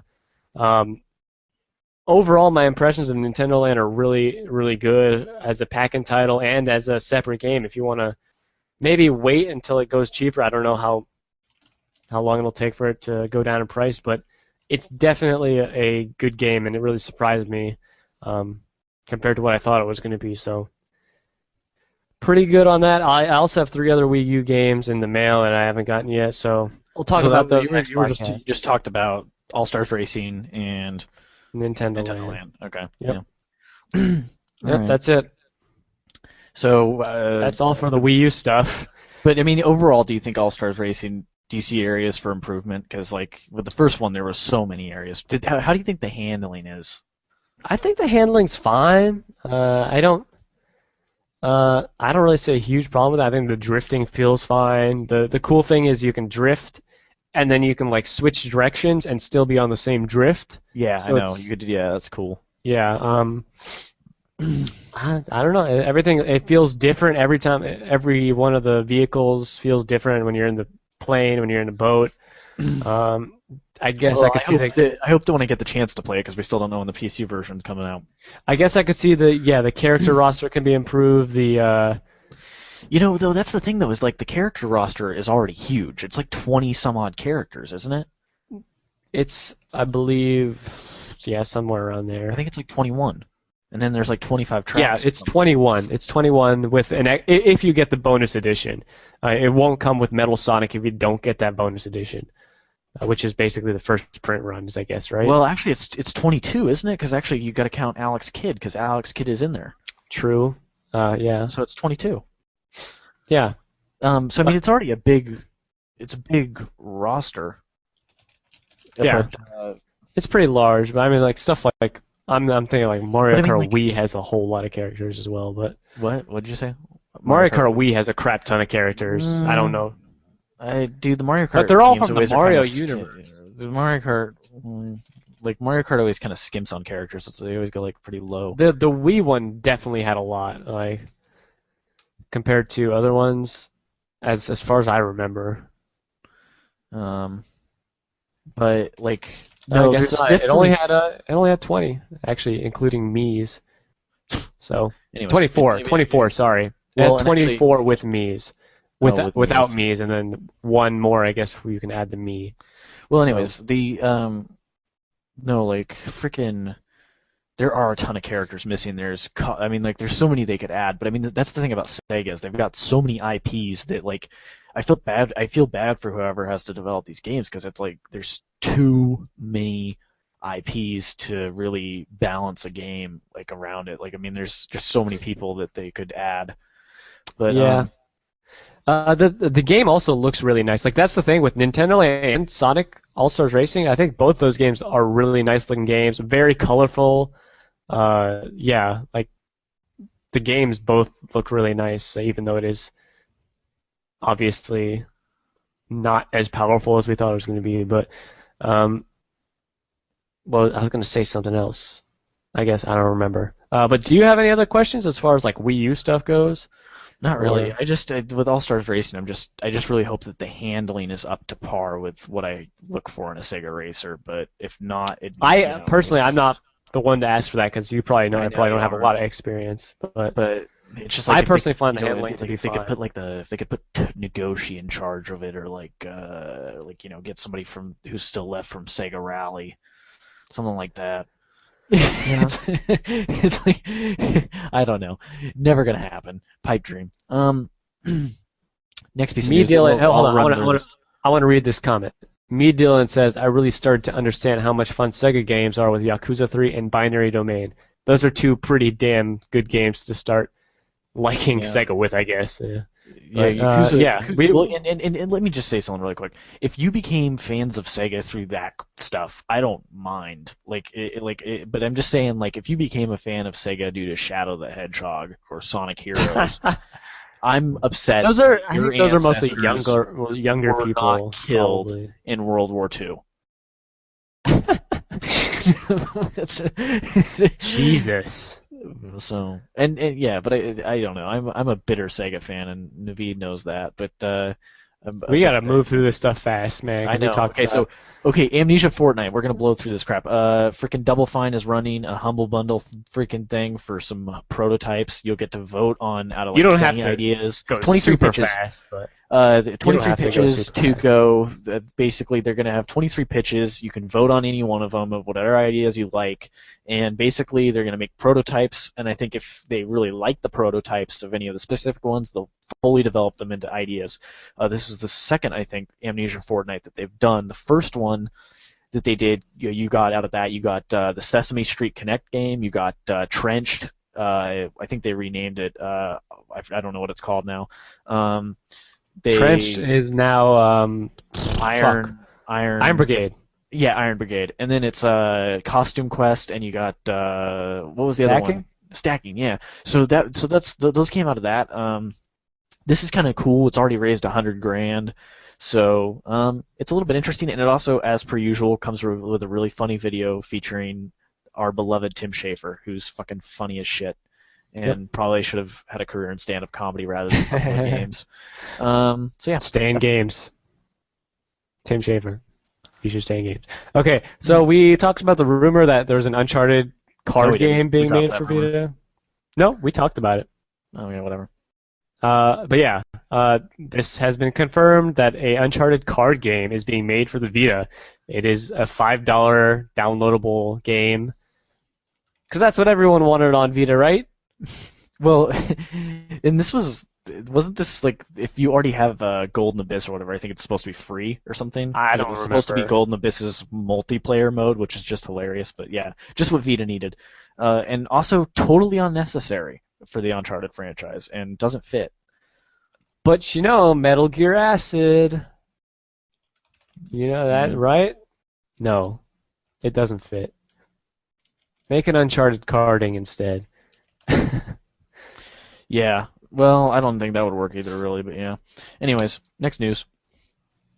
So 30 new games are being made by LA Game Space. And the only reason this is older news, but the reason we're including it is because there's some freaking big names involved in this project. Yes. You want me to? I'll handle this one. Yeah. So basically, this is a Kickstarter project. They've raised 100,000 of 250K. They've got 12 days to go. You guys should really put some money behind this because the people who are involved are pretty freaking big. You have Keita Takahashi, creator of Katamari Damacy, is working for this game. Working on a game for this. And you're getting all these games. If you contribute, you're getting all these games for $15. All 30 of them. So Yeah, you're getting all 30 of them, and I it's a think hell of a deal. you're getting a Indie Classics bundle that includes Aquaria, Noitu Love 2, Devolution, which is a great game, Off-Road Velociraptor Safari, which is all right, and Super Crate Box X-Mix Edition. Super Crate Box is fantastic, but it needs to support the 360 controller on PC, and the Basement Collection. So you're getting all of that. The cool thing about this is I think Pendleton Ward is making a game for Yeah, this, the creator of Adventure Time. So he is working on an indie game for this, and he's you've got who else? You've got you have Cactus from who did Hotline Miami working on a game for yes, this, and actually Pendleton Ward is working with Bennett Foddy who did QWOP. So yeah, yeah, and you have also Ben Esposito who did Unfinished Swan, and Mark Essen who did Nidhogg and Fly Wrench, working with Chris Osborne who developed the Bit Trip series. So there's some huge indie names involved with this, and I really want to see what Keita Takahashi does. And you know what would be interesting is if Keita kind of does like an indie studio, because you know what's interesting is even though we have a big indie scene in the West, Japan hasn't really had very many indie developers. There's been a couple, but not many.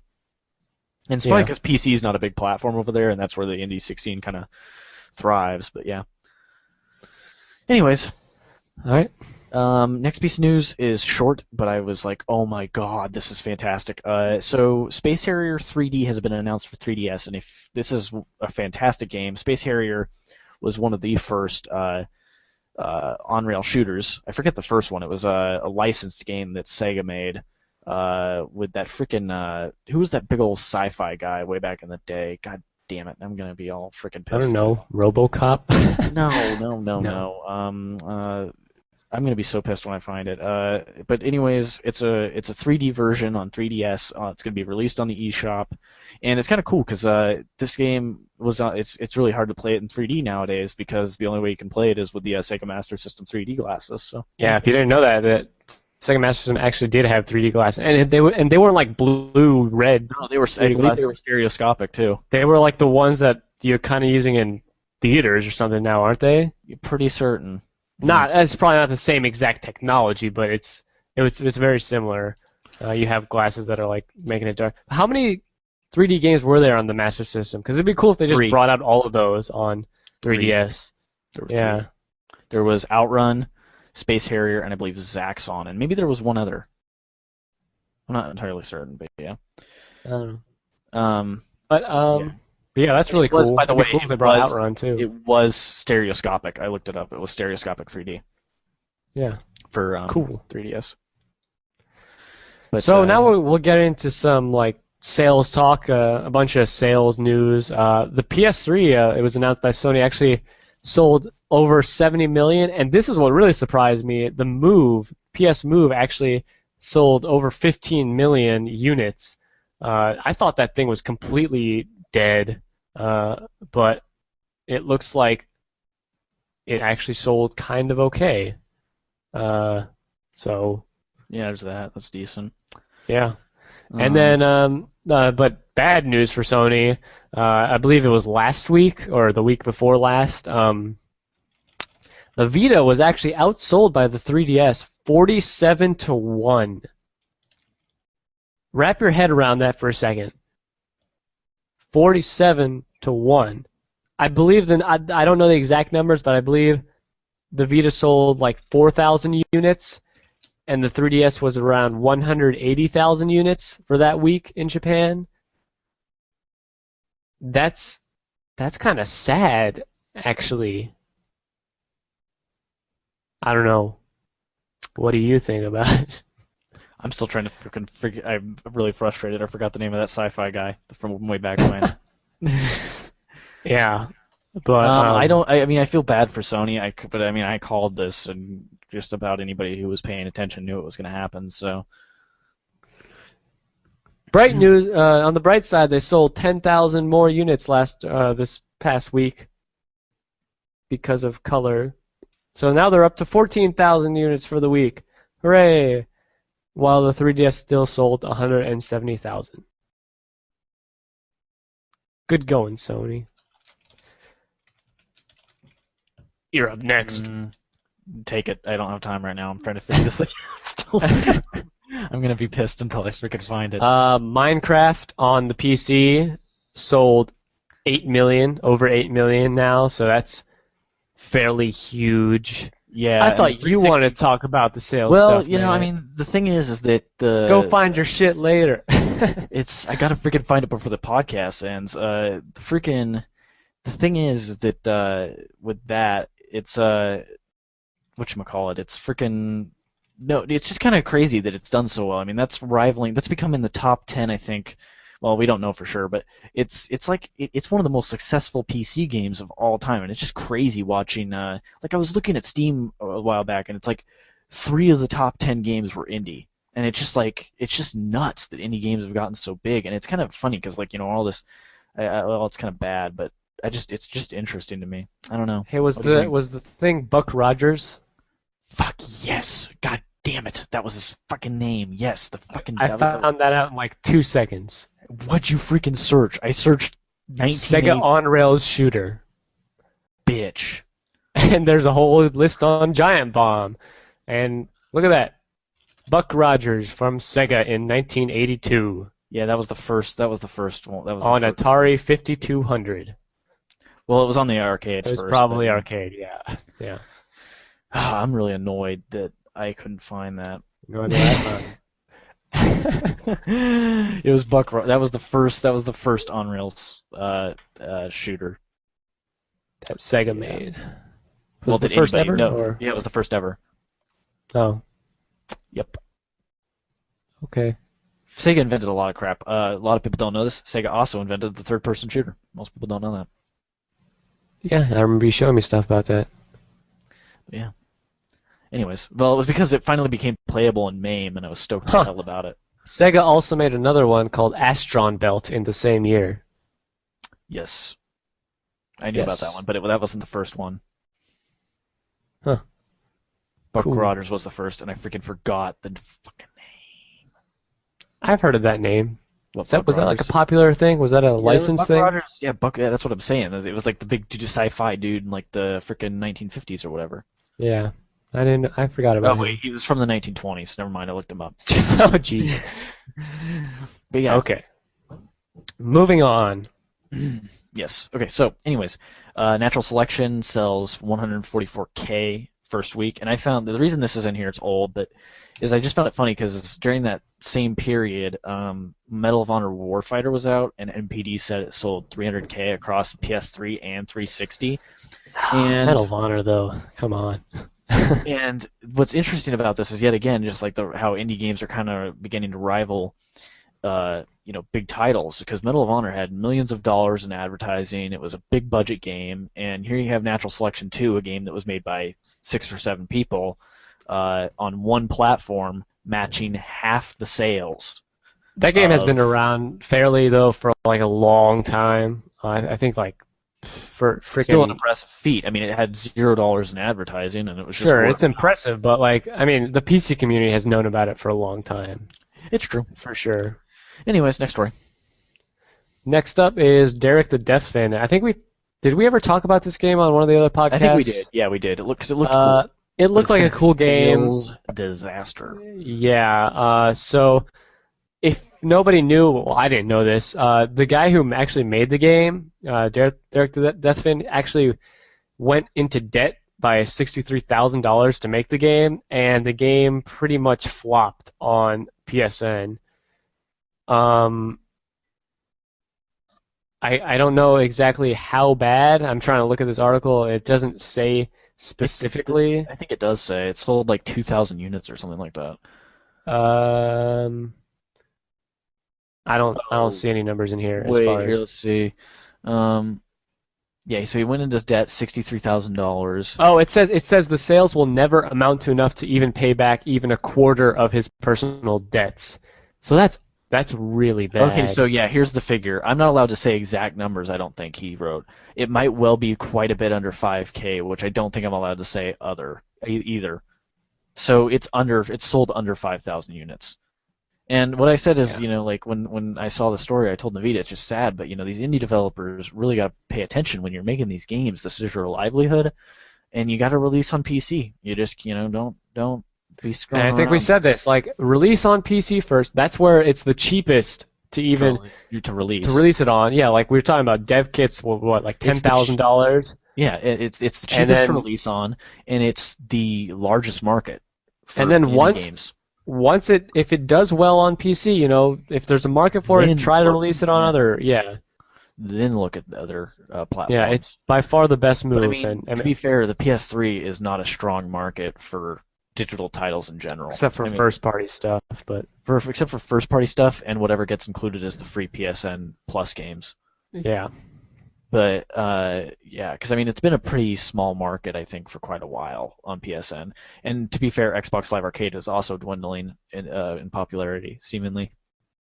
hmm So next piece of news is that Eurocom has laid off over 150 of their staff, and their focus is switching toward mobile now. Like, as we've seen with a lot of companies these days who are switching to mobile, and I don't understand why they're I still know, doing this. aren't they watching the failures?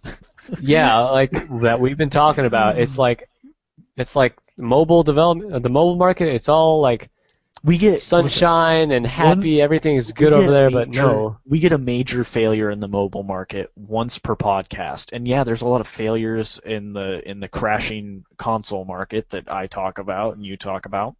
But it's not ever like as frequent. It's maybe on a larger scale, more people get laid off because the studios are larger, but like it's just like, no, this is terrible. In fact, our next story is about this, but anyways, keep going. Yes. So the former Bazaar guys, Bazaar Creations, they made a studio called Hog Rocket, and they have since closed that down. It was a mobile studio, if Yeah, I'm and it was correct. they started it after Bazaar shut down. Things didn't really work out for them. Uh, and so now they're done with the mobile industry. And there was like 3 mobile developers that came out of Bazaar, and I think all of them are now closed. Yeah, and Um, as you like, this is what we've been talking about right so, after this last. um, So I don't. I hope Eurocom has good luck over there I don't think for their staff. It's for their to be fair, the staff, but guys, Eurocom is a fantastic developer. They did 007 Nightfire, and they did the remake of GoldenEye on Wii. Um, that was pretty good. Yeah, but Nightfire, in my opinion, is the best Bond game of all time, and I'm kind of sad to see him go. But Fire was good. Nightfire was fucking great, and it had some of the best bots in like a first-person shooter Yeah, multiplayer. It had really good bots. Yeah. Anyways, but next piece of news is THQ has gotten forbearance, and I read something but the source didn't seem to be super reliable about a potential investor maybe coming in for the company. Tough to say. For now, they're still alive, and it looks like they have some new cash options. So I imagine games will get back on track. Uh, I just want Metro Last Light, man. there's That's so what much I I want from this want. company. Let's see. I want Metro Last Light probably eventually, but it's kind of. I want Darksiders 3, which probably won't happen, and I want Saints Row 4. Yeah, I don't know about that. What, you don't think Darksiders 3 is going to happen? I don't know about that. What do you mean? They said their words were we needed to sell 4 to 5 million to consider and a so that's why I don't think it's going to happen. But at the same time, like I mean, yeah. it just upsets me because THQ is such a great publisher, and they treat their customer like they're one of the few major publishers that I like because they don't put insane DRM on their games, and they treat their customers nice, and it's like, and they also release some really good games. Like I really like the Darksiders games. So I even liked Saints Row the Third, and I usually hate open world games like that. What else? I mean, there's Company of Heroes, which even though I'm not huge on it, I do like it. And the Dawn of War games are kind of neat. And I mean, there's just a lot of content, and even Homefront 2. Like Homefront 2, I never played the first Homefront, but the second Homefront's being developed by Crytek. So I think that it's going to be pretty good. And they did yeah. Well, I don't know what I was I gonna mean, say the there. first I the don't know. first Homefront was developed by a different studio that is now shut down. It was Chaos, which was a Chaos or whatever, however you pronounce it. That was a THQ studio, and they shut them down after the first Homefront.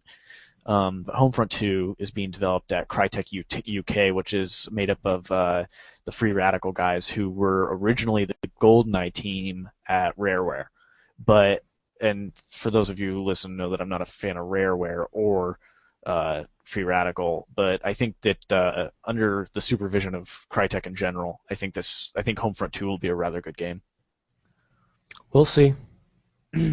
So yeah, next piece of news: Avalanche It's still, Studios. yeah, I was gonna say it's still in like that like military shooter type genre. So It is, but you know what? I mean, I agree with you that setting is tired, but Crytek has regularly made amongst the best first-person shooters in the entire industry. Far Cry, Crysis. So I mean, it's like Crysis 2 got good reviews. yep, So I think that I there's guess potential. we'll see. Next piece of news is about Avalanche Studios, the guys who did Just Cause series and the Renegade Ops game for Sega.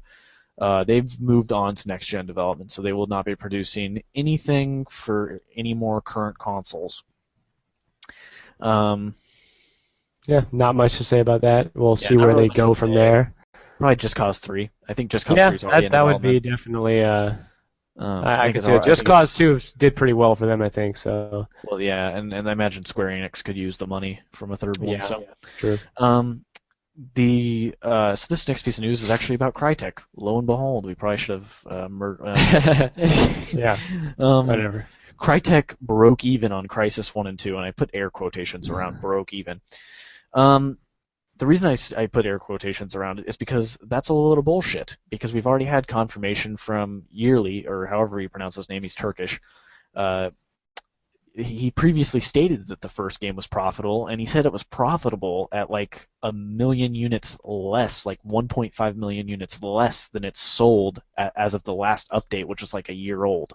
So how is the game going to go from how did it go from being profitable and then having its sales go up 1.5 million and then all of a sudden now it's broken even?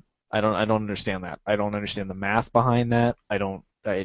Is there like some is it the more money you make the Germany taxes you 120% rather than 20%? I'm not understanding That's the real way to work on those taxes. Yeah, that's the problem with the United States.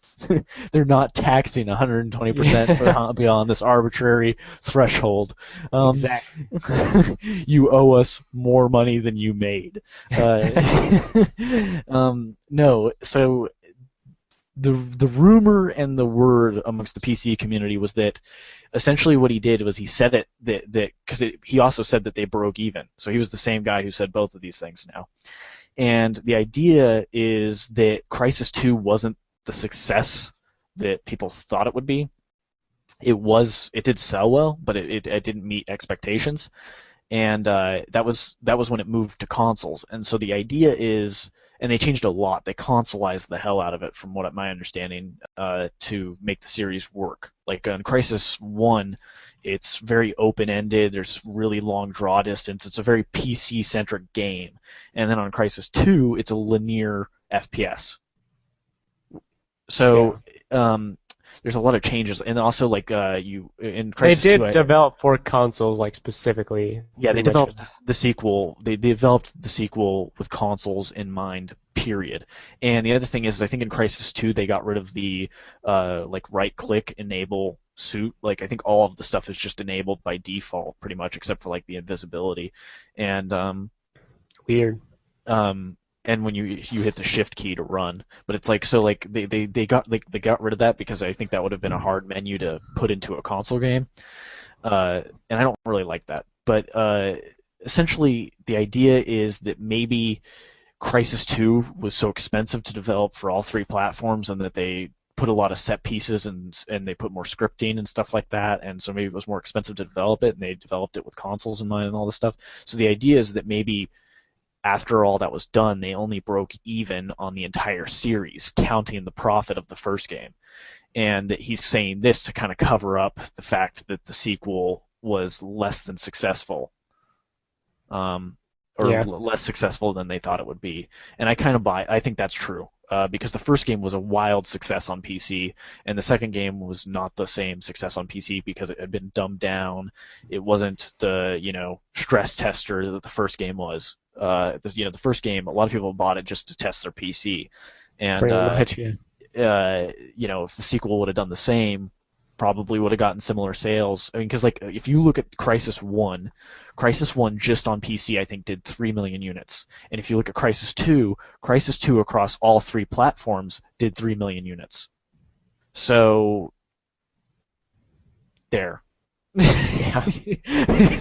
One did 3 million on one platform. The other one did 1 million per platform across 3 platforms. So and of note, the first game, that's not counting the figures for the PS3 and 360 digital release. Right. Other news about Crytek. This is really kind of a bummer because they're overall. I thought we talked about this. I thought we heard about this before. We talked about it, but now they basically are confirming that after Crisis 3, we didn't talk about this specific piece of news. We talked about after Crisis 3 they were going to go free to play. This is after Crisis 3, the series will continue as a free to play series, which I do not like the idea of at all. Because I like the first game single player a ton. I don't really care about the multiplayer. I love the single player. The first game is probably, other than like Halo Combat Evolved, there's no other first person shooter that is, in my opinion, anywhere near as good. The first game's freaking excellent, and so I'm really upset that they're going this direction with Crysis, and I haven't really played enough of the sequel to see how I feel about the series and if it's still something I care about, but I don't like this. They're saying that they've already made plans for the series as a free-to-play series, and I don't, like, I mean, what's going to happen to the single player? Like, I just don't get it. Yeah. So yeah, next piece of news is about Valve. So a bunch of people from 4chan went there to Valve and talked to Gabe, and on video we have confirmation of Source Engine 2, which we had rumors of, but he confirmed it in person. This is Gabe Newell. And we also have Ricochet 2 confirmation. Yay. Everybody's excited about it. Was Ricochet, I'm like, okay, I don't, what I'm thinking about when I think about Ricochet is the Kinect game. Ricochet was a really odd, unsuccessful Source game, or not Gold Source game. It was based off the Half-Life engine there. It was a multiplayer, like, first-person sports game, and it was rather unsuccessessl. It's considered kind of a blemish on Valve's track record. It's considered, like, hands down their crappiest game, but a lot of people actually like it. Okay, I've seen this. Yeah. Okay. And whenever I think of that, I can only think about the Kinect game when I think about that. It is on Steam for anybody who hasn't seen it. But so basically, a number of years ago, in an interview, a journalist jokingly asked about Ricochet 2. And he was really referring to Half-Life 3, but he was calling it Ricochet 2 because there's no chance for a Ricochet sequel. So it's been a joke name for Half-Life 3 for a long time. And so why this is significant is that essentially when he confirmed Ricochet 2, he was essentially confirming Half-Life 3. So basically this kind of coincides. You remember my prediction? I said that Half-Life 3 would come out with Source Engine 2? Yep. This kind of coincides with that, or at least it what if Ricochet 2 actually does come out and it's not Half-Life 3? You know what? I probably wouldn't mind that because it'd be free to play, and I would not mind checking the series out for myself. But yeah. Update on SOB, or Stars of Barathrum. This was a concept, and there were tons of rumors, and we had rumors about it, and we've reported on it in the past. It was actually called Stars of Blood. And Gabe Newell confirmed that it was a canceled space pirate game. I'm kind of upset about this. It looked cool. It's a space pirate game now that we know that, which is kind of what we thought, or we thought it was a space game, which is obvious from the concept art. But yeah, I'm upset about this. Like, I really would have liked to see a space pirate game from Valve. Yeah, I mean, it would have been cool to see them do something. I mean, they always do something kind of different, but it would have been cool to see something even more different, I guess. Like kind of Cowboy Bebop-ish or something. Sure. That would have been rad. But anyways, I'm depressed about that. That's a little bit of a bummer. I would have liked to see what they did with that, but yeah. Another very odd decision by Valve is that stupid decision. Yeah, they they axed their old submission process, and they're going greenlight only for basically every developer, right? Hmm. Yeah. So if you want to get your Well, no, game no, on no, no, no. Steam, If you're like a publisher or you already have your games on Steam, you don't have to worry about it. But if you're like a okay, newcomer or like an indie developer or something like that, then yeah, you have to go through Greenlight. right? And Okay, I hate this because I don't actually like Greenlight, so I wanted yeah, Greenlight to go away, and now it's the only submission process left. yeah. I mean, I don't personally. I haven't not been using greenlight at all. I go on there and Like, vote occasionally, like, but it's just a bit of a bummer because like my concern with Greenlight was that the indie community tends to like a lot of crappy games, and um, which is why the indie community has such a bad name for itself. And my concern was that they would approve games for Steam that were kind of clunky or junk or whatever, and that's pretty much what happened. Like with Kenshi, Kenshi's just totally unfinished and stupid looking and way too ambitious, and and so that's pretty, that was my concern, and it was pretty much validated. So, yeah, um, I'm a little bit nervous about this. I don't like it. we'll see what happens. Hopefully, it doesn't turn out for the worse. So yeah, I guess. Yeah, that was our last piece of news. Man, this was long. yeah. How long do you think this was? This was like 2 hours. Do you think? I'm gonna say estimate. I'm gonna say 2 hours. Yeah, maybe 2 hours and 10 minutes ish. Yeah, we'll see. I Well, guess. there's something else I want to talk about because there was a post on NeoGAF that I want to take this guy to task. Um, but What's this post? I don't know what this post is. it's about Jet Set Radio HD. Okay. He made some complaints. He got it for Vita. Um, Supposedly the Vita one looks better. Like it just looks really fucking nice. I could believe that. Supposedly outside of the PC version, it's actually the best version. Um, so he has some good problems with the controls. He says the controls are clunky slash bad. No grind button, can only jump a certain height. Distance from rail you have to be to grind is very unforgiving. Okay, I don't really think the game needs a grind button. I don't know. Maybe I've been playing it for 18 hours. I haven't had a problem. Nope, I don't. I personally, like, I mean, like, I've talked to Spencer about Jet Set Radio Future. I don't like some of the things in that game, but that's not one of the issues I had at all. Can only jump a certain height. Outright false. Depending on your momentum, you can jump different distances and different heights. So I have no idea what this guy's talking about. If you're standing still, you can only jump one height. But if you get on a rail and you get some speed behind you, you can absolutely jump higher. Distance from rail you have to beat a grind is very unforgiving. How is that a controls issue? That sounds like you just fucking suck at the game. On one hand, it seems to be an aggressive blading game, but you can't control when or what tricks you do. Okay, It's not. That's what I was saying. it's That's what I was saying. It's an extreme sports game, like Tony Hawk, where you can do tricks and earn points, and that's it. That's what the game yeah. is. Okay. It's First of not. all, that's actually partially untrue. You can control some of your tricks, like you can control turn tricks and stuff like that in the first game. No, this is what he's talking about. So you can control some of them, but you cannot control most of them. My problem with this is that it never at all seems like an aggressive blading game. The only No. thing that's really featured is grind rails. There are some turn pipes, like half pipes, that you can do skate tricks in, but it's But not at all an element that's like a major portion of well, the game. those aren't really good either.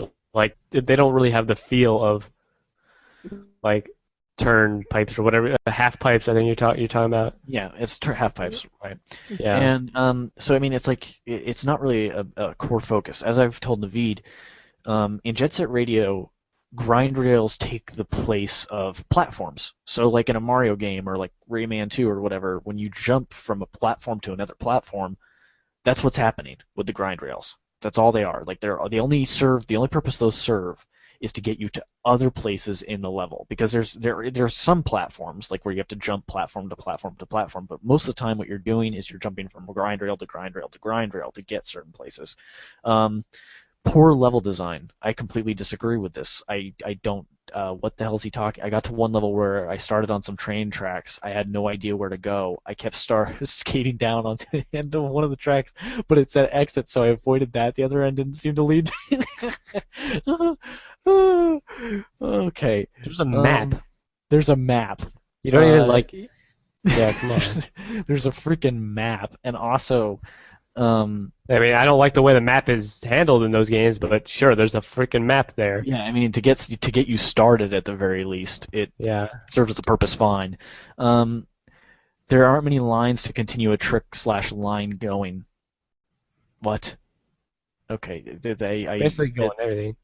I just broke the 100 plus combo achievement today, so bullshit. gonna call bullshit on that. You suck at the game. I just did it. I did it in like under 10 minutes. That's a hard one to break, but you gotta. I a lot. I feel like that's a lot of negatives with a lot of games. That just when someone is not good at a game, they'll just be very negative about it. Yeah. I don't know. Sucks. What the hell is this guy? One level had me restarting at the same spawn point every time I died/fell into water. It started me at a part of the level where nothing was, and I had to tediously skate to the bulk of the level over and over and over. There's only like when you fall into the water, there's only some places you crawl out in each level. I don't understand. I don't understand these people don't fall who in the water. Yeah, that's like I don't understand. Like you expect there to be no punishment for falling into things. Like what this is? These gamers today are such babies. Pretty much. During the tutorial, it didn't tell me what buttons to press. That's untrue. I did the tutorial just yesterday to get the achievement to finish it. Didn't explain basics of gameplay such as health bar and what fills it up. Okay. I'm gonna give you a pro tip as somebody who's been gaming for 17 years. Typically, when you've got this thing up in the upper left that decreases when you get hit, that's a health bar. Now, the health pickups are these things with a red cross symbol on them. That's a symbol of health pickup, and that will increase your health. Oh. Wow. Yeah. Yeah, it's a special post. Well, anyways, bye everybody. Thanks for listening to the Real Buttons Podcast. Yay. Clapping. See ya. See ya.